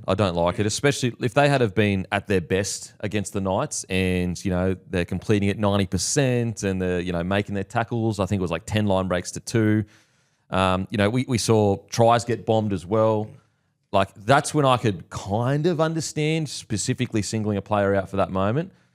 So I don't agree with it. I want to make that clear. I don't agree with it. However, this has been a build-up. Yep. Like, he has had brain explosions multiple times this season, and I think that's where it probably pushed Ricky Stuart over the edge to say that. So although I don't agree with it, I think this idea that it was just because of that specific brain explosion, like if he doesn't have all the brain explosions that he's had this year, I don't think that happens.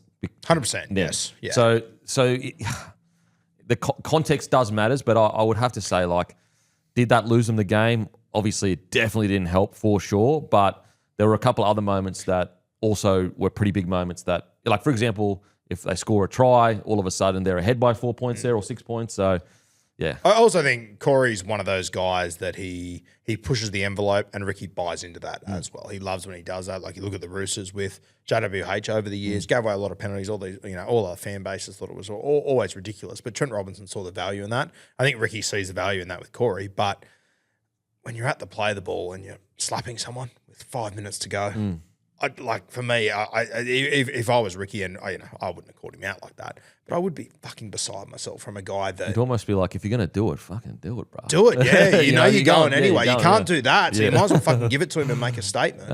What do you reckon, Hammy? Thoughts, mate? Yeah, I'm with you. I think it's probably the build-up and accumulation of a few similar instances through the year. But in a tight one like that, when the season was on the line, if they had have won, they'd probably keep their very faint finals hopes alive. So, Ricky's a pretty emotional guy at the best of times, so I can probably – it didn't really – I wouldn't say it surprised me, but, it's probably not the best kind of way to probably send that message. However, it's a pretty on-brand kind of way to kind of do it. So I'm sure, there'll probably be a little bit more to it this week, whether or not he plays a different role or maybe gets dropped completely. Will be interesting, but, it was definitely kind of a popcorn sort of press conference. Second question.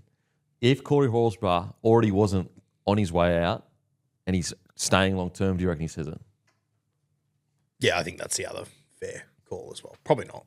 And this is we're in speculation territory, guys. We're talking about a future that we don't really know the answer to this question. But I will say this though, and there's probably not many other coaches and players I would say this about, but given their history, all that sort of stuff, I wonder if there is a part of me that is Ricky saying, let's see what I fucking get out of you now over the next few weeks. Because if there's a select amount of players in the game that, and Corey's one of them, that I would think, okay, he could run through a fucking brick wall next week now. I see, and I totally get what you're saying, because there is a part of me that thinks they're almost so close, Ricky Stuart knows he can say it about him to a degree. Like, I feel like there's only a couple of players in that roster that Ricky Stuart would feel comfortable is like the wrong word, but you know what I'm trying to say about.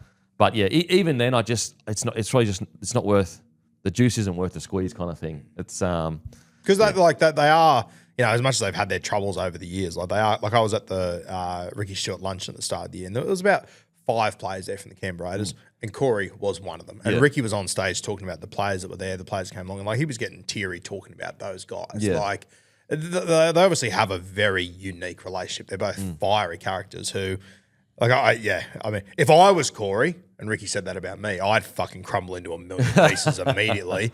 I wonder what response we'll get out of Corey. And to your point, I wonder if we'll get the opportunity to see him have a response to it as well. I think you'll give him the opportunity. I hope so. I think so. I think you will. But I do think I want to leave room for Ricky Stuart and his relationship being so unique that, like, maybe this is okay kind of thing. Like as a broad statement, no, it's not okay. But anyway, I guess we'll see. Because I think the other side of it is too that whilst Corey had the brain explosion yesterday, potentially cost him that game, however you want to look at it, like, he's been fucking unreal this year for the Canberra Raiders. Working his ass off. Papali's been out for a lot of the season. He's really stepped up for that Raiders side, especially in a side that's got a very young squad. He's been playing huge minutes, getting through so much work for that side really consistently, which is where, once again, if your Broncos are able to get a hold of him, I think it'd be really interesting to see Horsburgh and Barnett walk into that squad. Yeah. And the impact that losing Payne Haas, 100%, Yep. irreplaceable. But those two guys with, that workman attitude that you sort of spoke about, I'd be keen to see how they go up there. Where does he land, boys? Is Brisbane is it a done deal, or do you think that it's definitely not a done deal? Yep. But that's where the first kind of inkling is. If this progresses throughout the week, like, guys, there's going to be clubs that throw Corey. He's an Origin player. I think he was 18th man or 20th man for Queensland this year. I think. So this could spark something else, right? If for some reason this bubbles away, I would have no doubts that more clubs will be interested in Corey Horsburgh. We've got 2 new franchises coming in as well, so yeah. He's a Dolphins junior originally, isn't he? Is that the sort of area that he's from? I'm not. There might have been a little connection there, maybe. Yeah, he's from. Is it Caboolture or something? Caboolture he's from, Caboolture, which is it's not Redcliffe, but it's also not exactly Brisbane either. Yeah, gotcha. 28 years of age, though. Like, he's got junior ties to the Redcliffe Dolphins. Yeah. Plenty of footy in him, and might still have his best footy ahead of him. Well, most front rowers, they take time to get to. Yeah. The other thing that I love about him as well is he's not just a front rower. Like, he's this tough guy, but like he's got a nice offload. He can ball play as well. He suits the modern game. Suits the modern game really well. He's not got a big engine. Yeah. He's not old school where it's like straight up and down. He actually has a bit about him. Yeah. If you can tame the wild beast, he can play some good footy. Look, as a Broncos, as long as we get him for the right price, if he was coming to the Broncos and doesn't have the brain explosions, mate, I'd love to have him. Him and Mitch Barnett plus Paddy Carrigan, and then you've got Xavier Willison. It does shore up our middle. We still need to make some recruitments on the edges, I think, but I don't mind it at all. I also like that a couple of years ago he couldn't get into the side. Him and Ricky Stuart, apparently they could have walked down a hallway and not spoken to each other, and they shook hands, they buried the hatchet, then he played great footy after that. Yeah. I like that in my players that don't just go, I'm not getting picked, fucking I'm leaving. Yeah, absolutely. So you've got the player movements. That is Wednesday? Wednesday or Thursday. Wednesday or Thursday. Midweek. But mate, you know what? There is one club that actually does have a pretty good November 1 track record, and that is your guys. There's a lot of your big stars are locked down past that 2027 date. Obviously, Reece Walsh, Ezra, Paddy Carrigan. Carrigan's off contract at the end of 28. So the likes of Karapani, Dean Mariner, they're the ones that are probably going to be looked at quite heavily over the next couple of months because they're coming off contract, and you lose Shibasaki and whatnot. But it also means you guys can probably go out now and get someone like Horsburgh, which adds a lot of, a strength to your squad and a bit of leadership, which you're losing in Payne.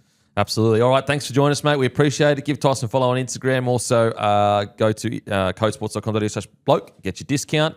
Mate, we'll see you next week. See you, mate. Bit of obviously it was a tri-fest to a degree, but like they changed leadership a couple of times. I just think the Knights, they're just brimming with confidence. Like they are a really hard team to play because they play such a unique style of footy where they will spread it out of their own end. I thought the first half from Ponga, he actually he had a couple of errors that led to tries that he'd want back. But they just found a way to get it done. They really did. And I've got to say, like, you're Trey Mooney. You got let go by the club, allowed to leave. You were so patient. You waited for your opportunity for many years, and they, for whatever reason, they just didn't think that you were the next guy up. To go back there and lead your team to a win in Canberra, that's got to feel special. Yeah, fucking oath. You got to remember as well, he went toe-to-toe with Payne Haas last week and probably won that battle as well. It's been a huge 2 or 3 weeks for Trey Mooney. And, we spoke about it at the start of the year. Every single, our podcast, any podcast you want to listen to, talking about the Newcastle Knights, it was one injury to that forward pack and they're screwed. Half the forward pack's wiped out. Trey Mooney's putting them on his back at the moment. He's been tremendous. Like, Daniel Saifidi's out. You got Dill Lucas out. They've got the other one as well that was huge for this, we're obviously talking about Dill Brown being out, but Phoenix Crossland, he's played every single game. He's been integral to them this year. We spoke about him last week as a Kiwi at the end of the season again. Without him to do what they did, really impressive. But as you said, mate, Trey Mooney, he has been enormous this season. Really come of age. Huge. And I just think that just the mental fortitude he's showing, like to go up to Brisbane and do what he did, then to back up the next week against the Raiders and do it at your old home ground, to take the first carry as well, I love that. Like, that's gutsy. I also just want to say the absolute beast on the edge, Francis Manu Leilua. We have a special talent on the edge here. We have a problem for other oppositions. He is so well-rounded. He has so many different ways to break you apart. He was an absolute, like, literally the first run he had made a line break. Yeah, first one. He was so destructive all afternoon in this one. And once again, like, I understand this season's not over by any means. Newcastle have key injuries, but when they get to next season, this back line essentially remains the same. Dango will leave. You'll have probably Toby Winter come into that slot or Fletcher Hun. Like, if you can line up with Dill Lucas and Manu Leilua, and maybe Jermaine McEwen's the one that comes off the bench, that's an unbelievable side. And you've got these other guys like your Hopgoods, your Crouchers that are starting to get a lot of experience. Hopgood's starting over Frizzell at the moment. Yeah. Like, what they're doing there is amazing. It's absolutely amazing. Francis on the friggin' edge, my God. Tommy, who stood out for you, mate? Well, I think this game sort of summed up, like, when you compare the two sides, I think they're both sort of sides that have had a lot of guys come on. Like you just mentioned, Francis Manu Leilua, who's really come on. I think this has been a real breakout year. I know he's been around for a while now, but Matt Croker really coming of, like, age this year. Trey Mooney, like you spoke about, like, they've just found ways to win games this year, though, the Knights, and therefore they're sitting, like, entrenched in the finals. Whereas I think with, like, the Raiders, like, they're in a similar boat. They've had a lot of young guys come on, had really breakout years, like even guys like Sasangi, Sanders, obviously.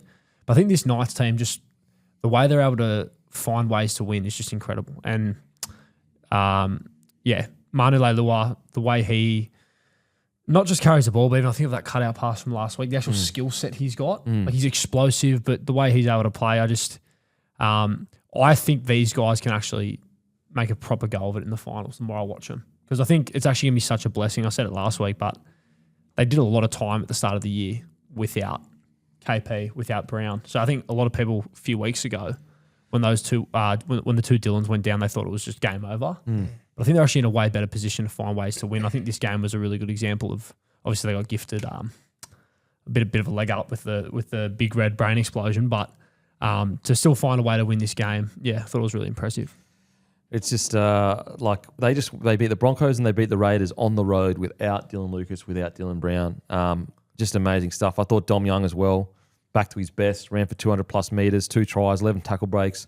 That's a scary thing. Like, if it's not Marju just absolutely destroying you with his kick returns, it's Dom Young making line breaks every chance he gets the ball. He's just special. What do you think of Dom Young's performance? Yeah, mate? I was going to shout out Dom Young as well. I thought going into the game, I was pretty big on Greg Marju, maybe to get a couple of tries because he's been in great form in the last few weeks. But Dom Young was the standout winger this weekend. The pair of them have been great this year. They've really kind of got their sets going well, getting through a lot of work, a lot of meters and stuff like that. But Dom Young, real handful yesterday, 5 line breaks and a couple of tries.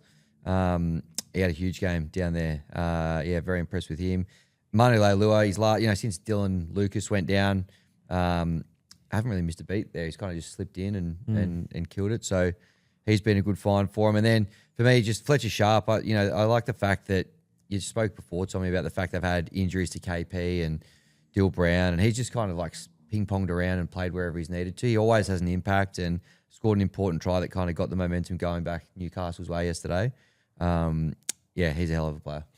Yeah, with the Knights, it's only kind of big negative takeaway was that left edge defense. Now, granted, Fletcher Hunt, I guess, has moved around a lot, so you could excuse him for maybe not having a best defensive game because he has moved around a lot. And also, I think that was Sasangi that was attacking him too. So it's like, Yeah, exactly. Sasangi is unbelievable, which we'll get to. So that's the only area where you go. But that's Bradman Best's edge. When he comes back, he'll shore it up. Oh, mate, for sure. And it's amazing how different that Knights left edge looks in attack and defence when Bradman Best is in there. Yeah, for sure. Like we sometimes forget because he hasn't played that much rep footy, he's a top tier centre in defence and attack. So look, really, really good win. I just think the Knights, in regards to if you are to compare where you thought they were to where they are right now, it is a world of difference between how exciting this club is. Honestly, this is the most excited I've been about the Knights. Like Since Joey. Honestly, might be since Joey. Like I know it's there might have been years or whatever, but I'm trying to think. I'll just say in the last decade, when was the last time you looked at a Knights side that not only was getting results but had one of the younger forward packs in the comp? I'd love to know what Knights fans think in the comments in terms of like the statement since Joey, because obviously they've had patches where the team this year looks really good, but when you factor in how good your team is right now, but how bright the future is, and a lot of these guys that we're talking about, like Fletcher Hunts, Fletcher Sharps, like both Fletchers back to back, but obviously I'm talking about a lot of young guys coming through who they're also like Newcastle guys. Like it's I reckon that's not a hot take at all, to be honest, in terms of the whole thing. I think as well the big advantage for Knights fans is that all going to plan, you know what your spine's going to look like in 4 years. Yeah, absolutely. It's probably is the first time since Joey that you had any idea what your spine was going to look like 2 or 3 years in advance. And like Fletcher Sharp is going to get better. He's going to get better. He's going to get more games at 6. Dylan Brown, when he comes back, more consistent games. Like it is exciting times at the Knights. And by all reports and everyone I've spoken to, their juniors have been sorted. They have a clear pathway all the way to first grade. We always look at those teams that could have been for the Knights, and those teams could have been stacked. Imagine a world where that actually becomes a reality, where all these young guys coming through actually stay at the Knights. Mate, it is exciting times. It is super, super exciting times at the Knights. Okay, on to the Raiders quickly. Just definitely one that got away. Season on the line. Look, I'm still relatively okay with where the Raiders have kind of ended this season. Like I think probably ironically the biggest negative would be they had Trey Mooney at the club. They chose to go in a different direction, and now they don't have him. And it's like, okay, who's this year? Who has put their hand up to take care of Papali'i's position going forward, and potentially Corey's as well, and Horsburgh's? Yeah, so it's like all of a sudden a team that used to be like that forward pack is unbelievable. I'm not saying it's bad by any stretch, but it's just like there are. Put it this way, there was never questions about that forward pack. Yes. The question was, how do I fit all these guns onto the team? You got Morgan Smithies also signing a 5-year deal as well, so he's gone. And I'm just looking at it going, Ata Mariota, has he hit the ground running this year? Well, I think he's been really good this year, but I think he's been really good when he's played on the edge, funnily enough. And I think that when they're all fully fit and you've got Noah Martin and Matty Nicholson knocked out 80 minutes in Cup this week. Noah Martin will be back in a few weeks' time. One of those two will take up an edge spot. Mariota will go into the middle. But I'm still not sure if that's enough to cover Corey Horsburgh. Well, it's not enough to cover Corey Horsburgh. Because you've got Tarpanet, Mariota to start. Yep. Then who's on the bench with Morgan Smithies also gone? Yeah, this is where it gets interesting. You're talking the Joe Roddies of the world and whatnot. Like they got Dane Laurie playing lock as it stands. Yeah. Blake Brayley earlier in the season. So it's like I've never, not never, sorry. The last few years I haven't had to go, ooh, what's the depth looking like in the forwards? And I just think that imagine a world where, if we be honest, probably make a tough call with Papali'i and you keep Mooney. Jesus, looking different. Yeah. I'll tell you the other one that they let go of. Just to be clear, like I feel like Papali'i probably earned the right to get that extra year. Yes. I'm just saying in hindsight, maybe that a tough call needed to be made there. But I understand why they did it because Papali'i had earned the right. Yeah. They got the other front row forward that they let go. He's also gone to Newcastle. Pasami Saulo, who up until him getting injured, he was also doing a really good job for Newcastle as well. Yeah, absolutely. Absolutely. So some questions there. Edges, I guess, okay. They're edges.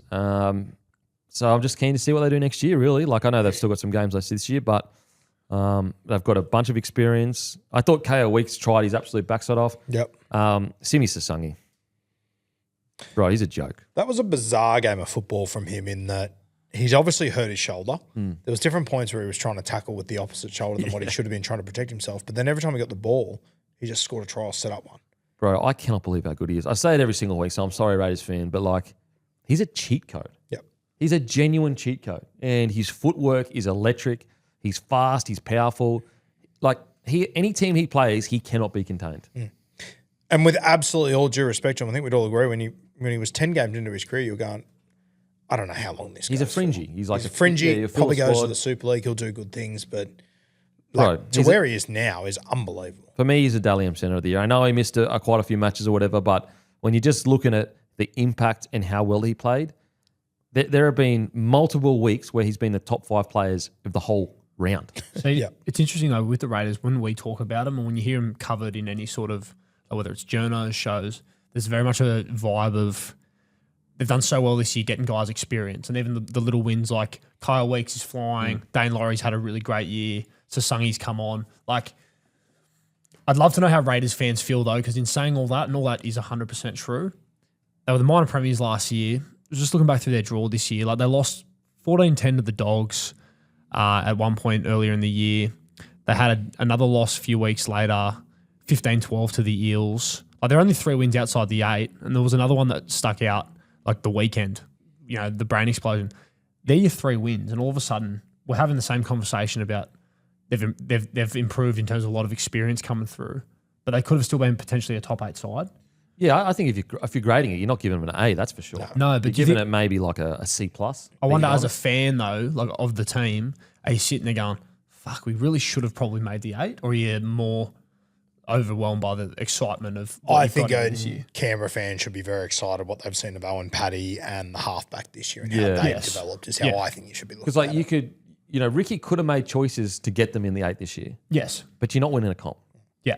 And so I think that if it's easy for me to say I'm not a Raiders fan, but if I'm in the business of trying to win comps, I'm excited because I'm like, this spine, if it keeps going in this direction, could win a comp. Yeah, and as much as it was detrimental at the start of the year having to learn hard lessons, and I assume they put Sanders on the left edge because he felt more comfortable there, threw Strange out of whack. But I think Sanders is now like, when you watch him, he doesn't look like a rookie halfback to me anymore. No way. And I will say in hindsight, like I reckon if Strange was on the left the whole year, they probably win 3 games. Yeah, because they've looked way better since he returned back to that side. Yeah, and I think, to be honest, regardless of how you feel about it, it's exciting either way because, like I said, all that stuff's true. It's just interesting when you step back and you look at it and you go, fuck, like they actually got way closer to the 8 than what we probably thought they were. And you look at those games and we're talking like less than 4 points, those losses, Yep. Okay, on to the next match. It is the Dragons defeating the Sharks 24-16. Look, I was 1 week off. I knew the Sharks were going to have a down game. I just thought they might do enough to squeeze past the Dragons. I did say it was definitely a danger game for the Sharks. I think they came in and just thought that they would, conservatively get their job done. And I just think that they underestimated. The Dragons have actually been playing some pretty good footy. They've just got unlucky at times with some calls. I know people... a lot of people push back on how excited I was about this young Dragons forward pack a couple of weeks ago, but this is what I'm talking about. And you may still not agree with my opinion from a couple of weeks ago, but this is why I'm so excited about this young forward pack. They just took it to a top 4, locked in top 4 side, has been a top 4 side for 4 or 5 years now, and dominated them. Ryan Couchman's performance was one for the ages. Like, tell me another young forward that can make 67 tackles, but also run for 150 metres. They are not even young forward. Tell me another forward in the competition that can do that. I'll tell you, it's a very small amount of people. Yeah, it's probably him and his brother. Like, unbelievable stuff. Hamish Stuart, I know he had an error here or there. He was phenomenal as well. The Bushranger Battler of the Week, it's the Dragons. And it's Ryan Couchman, and the Dragons win. Bushranger Battler of the week is Couchman, and it's powered by the Bushranger Power Equipment. Tough, reliable gear, built for hardworking Aussies. Whether you're on the tools, on the land, or sorting the backyard on the weekend, Bushranger is built to get the job done. This performance by Ryan Couchman, look, it won't get remembered, because it wasn't in a big finals match or whatever. It's one of the best performances by a forward I've ever seen. 67 tackles and only missed 2. And he ran for 150 metres and he's 20 years old. I think with Ryan Couchman, I sort of alluded to this last week, but I think because Toby played a bit more first grade earlier, there wasn't the injury. I think everyone it's Toby and Ryan. And I think Ryan is putting up an unbelievable statement this year that he could be the better Couchman. I think you're splitting hairs here without a doubt. They're both pretty excellent much the same, players. Yeah. But, mate, Ryan does this week in, week out. You got to remember in this game, Toby didn't play in this one. Like, Ryan had to put the team on his back. And he certainly did that. I think, you hear people talk about, as a smoky for Origin, I feel like it's always Toby. Mate, Ryan can play edge. He can play lock. He can play front row. He can do absolutely everything. And yes, this performance was sensational. Maybe it's a little bit of an outlier, but it's not that much of an outlier. He absolutely works his dick off every single week. They're in a great spot, the Dragons, with these It's two. unbelievable. And then you've got Hamish Stuart. Then you've got Egan. Then you've got Halangahu. Then you've got Pacifica Tonga. Tonga Pacifica. Is that the way? Anyway. Pacifica Tonga. Pacifica Tonga. It is unbelievable the position they in. And the performance by Ryan Couchman, to 66 or 67 tackles, it's unheard of. And only missed 2 and then have 150-metre run meters. It is just amazing stuff. And this was just a gutsy win from the Dragons. And you put this forward pack performance without Toby, obviously, and then you put in Scott Drinkwater, then you put in Keon, then you put in Metcalf, then you put in Philip Sammy, then you put in Connor Watson, then you put in Cody Nikorima. Mate, I am so excited for what the Dragons are going to do next year. I want to try and calm the excitement because we've seen plenty of good rosters not play well, but my God, this young forward pack with some guns around him, it is going to be hard. They have taken it to, they beat the Tigers, they beat the Broncos, now they've beaten the Sharks. The Broncos forward pack, when they played him, that was a good forward pack, a very, very good forward pack with Paddy Carrigan, Haas in it. This forward pack they've just beaten. You've got AFB, you've got Cam McInnes, you've got, you know what I mean? It's amazing. It's friggin' phenomenal. I think as well the other thing with the Dragons will be that they will take so much confidence out of the back end of this season. And for a lot of these young guys, they're going to go into their first preseason with these new signings. They're going, fuck, we can throw punches this year. Whereas other preseasons they've gone into going, I don't know, is Flano going to be the coach in 10 weeks realistically? Yep. Whereas it's completely different this year. They've got their coach heading into the future. They've got positive signs this year. And for all the things the Dragons are missing, all those answers are literally walking in January 1. It's mental. I would actually argue so far, and I know it's different because they're a new club, but they've recruited just as good as PNG have in terms of the guys they're bringing in based on where they were at. I think this win for this current group, though, look at their last few games. They play the Tigers, the Dogs, the Seagulls, and then the Eels. And I think this young pack, and you said before, Kemby, about that Broncos win, they probably know that they've got it in them to beat all those sides. This week, they came up against the form team of the competition over the last month. And to beat them, I think it really adds depth to the excitement because we're all super excited about the guys next year. To be a pessimist, though, it's all still completely hypothetical, right? We know how good these guys are. It's exciting. For this young group to stand up without having the injection of those guys. You're going into a preseason now. We don't know what the Sharks are going to do at the back end of the year, but I think they're going to go a lot of shit getting thrown on them very quickly after this game. But I still think that they're going to be one of the top 4 sides at the end of the year. You can beat them. Plus all these guys, it's enormous. You just remembered that, you just mentioned their recruitment drive compared to PNG, for example. PNG's got 30 to fill. At the end of the day, they've signed 3 wingers. They're all stars, but 3 of them are wingers.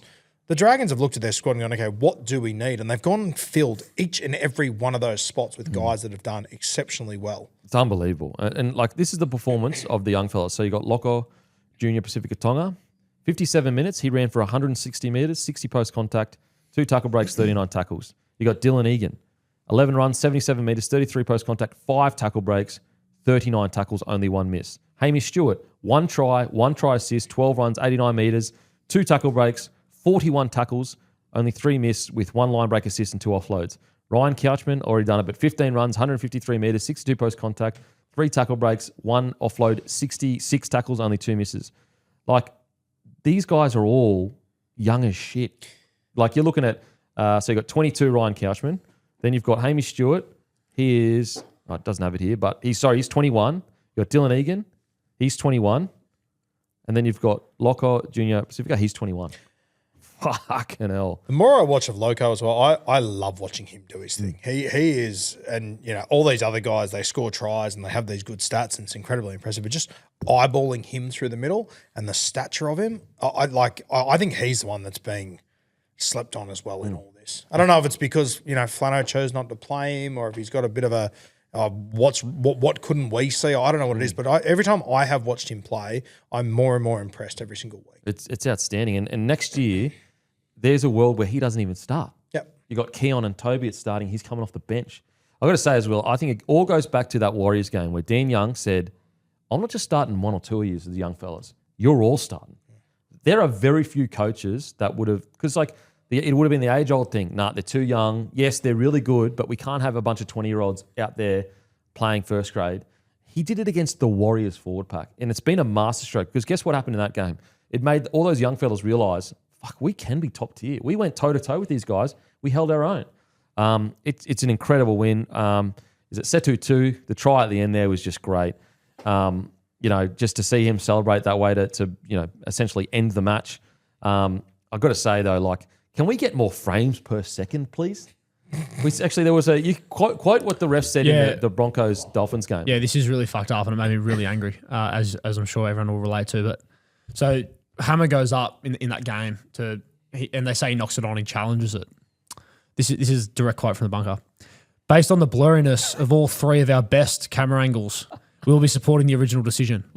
Even just to say our best, rather than just say, it's blurry and shit, you know what I mean? Go to the corner post cam. Release the files. Oh, God. Never. And so this Setu 2-1, look, maybe it was still out. I don't know. But there's a whole bunch of frames because he's got the hand up like this and his knees in. And then the next frame, the ball is all the way down being pushed into the ground. What happened between the ball and then it going into the ground? Where are all those frames? Show us the one where the ball is just first touching the ground. How about you show us that frame? Surely we can spend some money to get a bit more FPS, more frames per second, baby. Yeah. Put me in. I want 120 FPS. I don't want 24 FPS anymore. You're an FPS guy, though, and I think that's where maybe you alluded before when Tice was here, but you got some pull in the game now, Campy. Maybe you can point the boys in the right direction. Shot 50, mate. Make some calls. FPS. They don't want the Get on the blower. They don't want the weight of the 50th most influential person coming at them. I'll tell you that. I think you can help them. I think it doesn't need to be Al Pacino vibes. Not just 50th. Back-to-back 50th, by the way. Yeah, exactly. Going again. If I go again, I'm the Tigers of the top 50. Broncos stink. Oh, that would be going from first. Spoonco's. That would be going first out. Imagine what if I go back? That means I've had a dud year. I'm shit now. If you go back to back. No, if I drop out of the 50. Oh, yeah. No, I'm you got to defend it. Have you been influencing too hard? Maybe there's someone that wants that spot that's politicking behind the scenes to get me out of the top 50 spot. Do you think the fact you've stayed at 50, does that mean you've improved this year or stayed the same? Well, you've become more influential or stayed as influential? Well, I think each year the list gets hotter. So you stay 50, it means you've improved slightly. There was a list of people that had fallen out of the top. That was at the top, the ins and outs. Yeah. And before I looked at the list, I knew you were 50 last year. And when you weren't in the outs, I thought, Surely I'm not wonder where our boys climbed to. Climb to. Oh, Because okay. the top says ins and outs, like it was a team list. Yeah. And there was about 9 names on outs, and you weren't on there. So I was like, he must have climbed up from 50. No, just stayed Stayed exactly. at 50, still climbed. Mate, I'll take that fucking any day of the week. Who was- I who thought was I'd be out, to be honest. Who's number one? Who? Neville Costigan or PVL. PVL? Oh, okay, of course. Great stuff. Anyway, back to the performance. So great win from the Dragons. Good stuff. Set-to-two's try outstanding. Sharkies. Look, I know, I got to say, I shouldn't read comment sections. I get it. I shouldn't. I've actually got a new rule. I don't read comment sections anywhere near as much as I used to. I don't believe you for a second. Yeah, starting today. No, I swear to God, because back in the day, if I read a comment section, I could afford to be angry and my mood change by myself. But when I got kids, I can't afford to be shitty next to my kids. So I try not to read it as much. But the amount of comments putting shit on Nico Hines, I'm just like, are we for real? This guy has been ripping for 8 to 10 weeks or whatever it is, 6 weeks. And then he has one down game and you are just fucking into him. It's just I couldn't believe what I was reading. One, he took the Sharks to a form team in the comp. Now all of a sudden he's the worst bloke ever.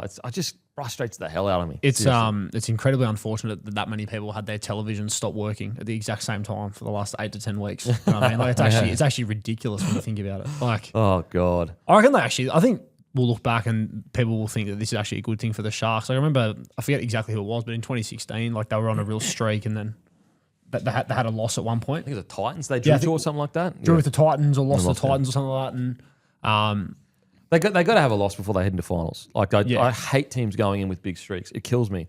I thought their down week was going to be last week. It's clearly this week. I think they're fine. I really do. I just think that they got a bit caught up in the fact they're playing the Dragons. yeah, like there was probably a little bit of like complacency there. Like they completed 80%. Like I mean, like it's not. I don't think that they were appalling in this game. You know what I mean? Like I think it was much more a fact like the Dragons really stood up, and this was a real statement game by the young guys there. So yeah, I think long term. This Ironically, they actually completed higher than the Dragons. that's what I mean. Yeah, like it wasn't. It's only concern if they go on to lose another couple. Yes, they got of a pretty course. soft run home. Raiders, Titans, Eels, Storm. Like they should hopefully they just get there. It's a little wake up call they needed a month out from the finals or whatever. But yeah, it was an interesting one. That the local derby. That's where they kind of had their little blip. Started AFB. Was he injured? Because like he He was played, nursing a pec, and that's what you said last week, right? About Fitzy. He was nursing something, yeah. but like so they started him. He played 40 and he ran for He had a 85 sim in meters. though, didn't he? Yeah. He still played 40. 85 meters, 40. That's not much for AFB. Put him back on the bench. Put him on the bench. Bring him off the bench. How long is he suspended for? This one. I just found that list I was talking about of the top 50 outs from that list. Some of the names include Nico Hines, Millie Boyle, Sam Ayoub, Gavin Orr, Mario Tartak, Matt Tripp. That's a big one. Top of Matty Tripp. Buzz Rothfield. Graham Annesley, Andrew Johns. You know what the best thing was though? I said to you, I read that before I read the article yesterday. The top 50 ins, the people that come in, they've actually got you in the in list. So they forgot you were in it last year. That's all right. I'm okay. Ashley Klein's made his way in as well. Yeah, some of the ins, David Crisafulli, the Queensland Premier, shout out to him. Stephen Crichton, Laurie Daly, Cam George, Craig Bellamy, Denon Kemp, Cherry Evans, Kennedy Charrington, Ash Klein, Jess Surges. Craig Bellamy not in there. Interesting. I cannot believe you've kicked Matty Tripp out of the top 50. Listen, come speak to me, Trip. All right, come speak to me. I might give you my 50th next year. Mate. And Joey. It's good. Like it's purely. I love how it's just a piss take. It must be a piss take to keep me at 50th. I love it. Because you know what, they're setting me up for when I get taken out because everyone will put shit on me. They're just setting me up. Yeah. Okay, yeah. In regards, I thought Sione Katoa was outstanding. Very good. Yep. Worked his absolute backside off, 10 tackle breaks, back to his ball running best. But yeah, look, I just think it's a down game. I just think it's a down game for the Sharkies. I'm okay with them. NordVPN Defence Player of the Week. It was Gutho's tackle on Nico. Oh yeah. Yeah. My God, just wound back the clock. I think people forget he was one of the best defensive fullbacks in the comp. That as Nico goes through the line and as Gutho wraps him up, I'm like, there's no way he's going to roll through this. He freaking somehow, some way wraps it up. That's the NordVPN Defence Play of the Week. The NordVPN Defence Play. It's back for 26. I was overseas before the season started and used NordVPN myself. Sporting events, TV shows, movies, you name it. I watched it and I was back home. Super convenient. Another great feature is that you can switch your virtual location to so many different places in the world. This allows you to save money by purchasing flights, hotels, subscriptions from other countries at a cheaper price. It's also super safe.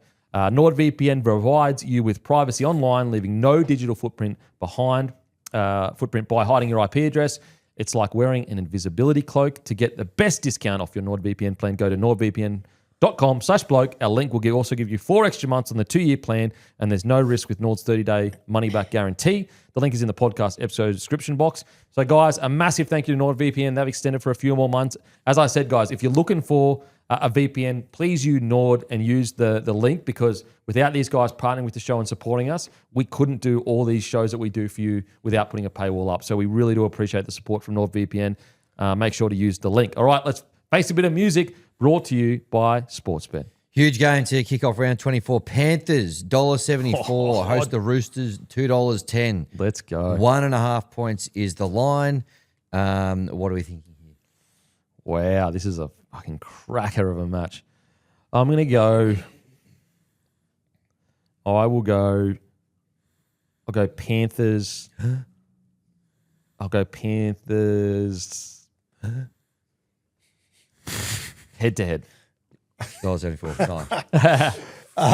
Panthers 1-12. Yep, $2.75. Roosters head to head.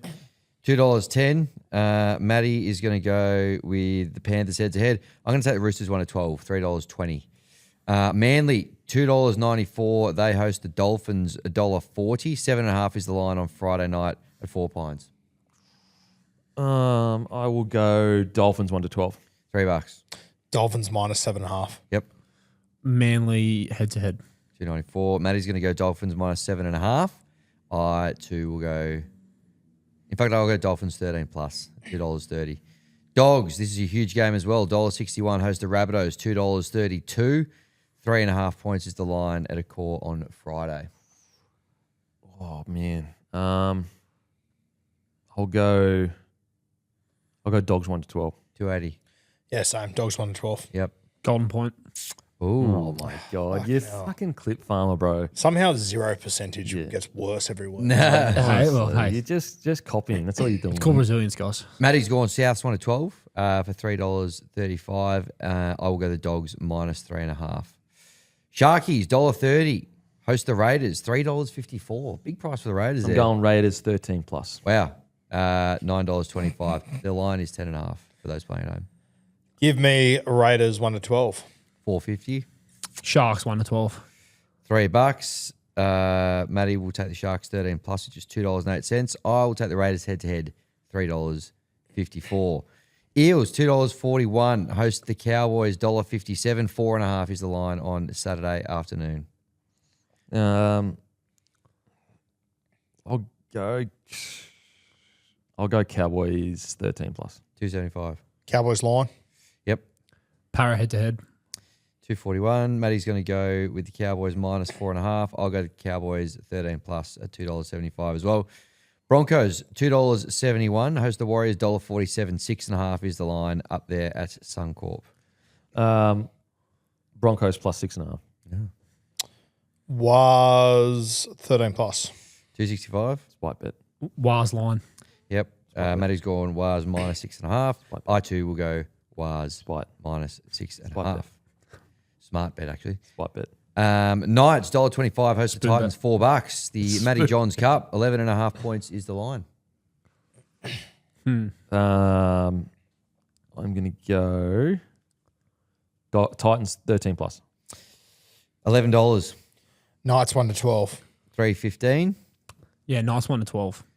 $3.15. Matty's going to go Knights. Look at this fucking slinger coming up next. $11.5. Holy shit. Isn't it mad? We open the weekend with 1 versus 2 Panthers Roosters, and we finish it with Tigers Dragons. Excuse me, I'm still putting my selection in for the Knights Titans game. If you don't mind. At Newcastle as well. I will go Knights 1-12, $3.15. Look at All this right, to bring us fucking home. slinger. Headlining round 24. Holy Saving the shit. best for last. They're We've done- basically even money too. We've already done the slinger at Suncorp Stadium. Tigers, somehow slight favourites, $1.90. Fresh off a bye, mind you, This against is the spoon Dragons. bowl. Spoon bowl. $1.94. You're below us. You probably will get the spoon. The line, half a point. What are we thinking here? I'm going Dragons 13 Of plus. course you are. Spy bet. $3.90. Dragons 1-12. $3.20. Half a point line is just gone. I'm actually going to go the Tigers 13 plus. Good man. $4. God. Matty's going to go the Tigers Dragons Golden Point. Oh, Might be 0-0 potentially. mate. We'll have to wait and see. And I'm going to go the Tigers 13 plus as well at $4 dues. Hey, I Tigers. need to change my Manly game. I forgot I have to tip this dreadful fucking team. Manly 13 plus.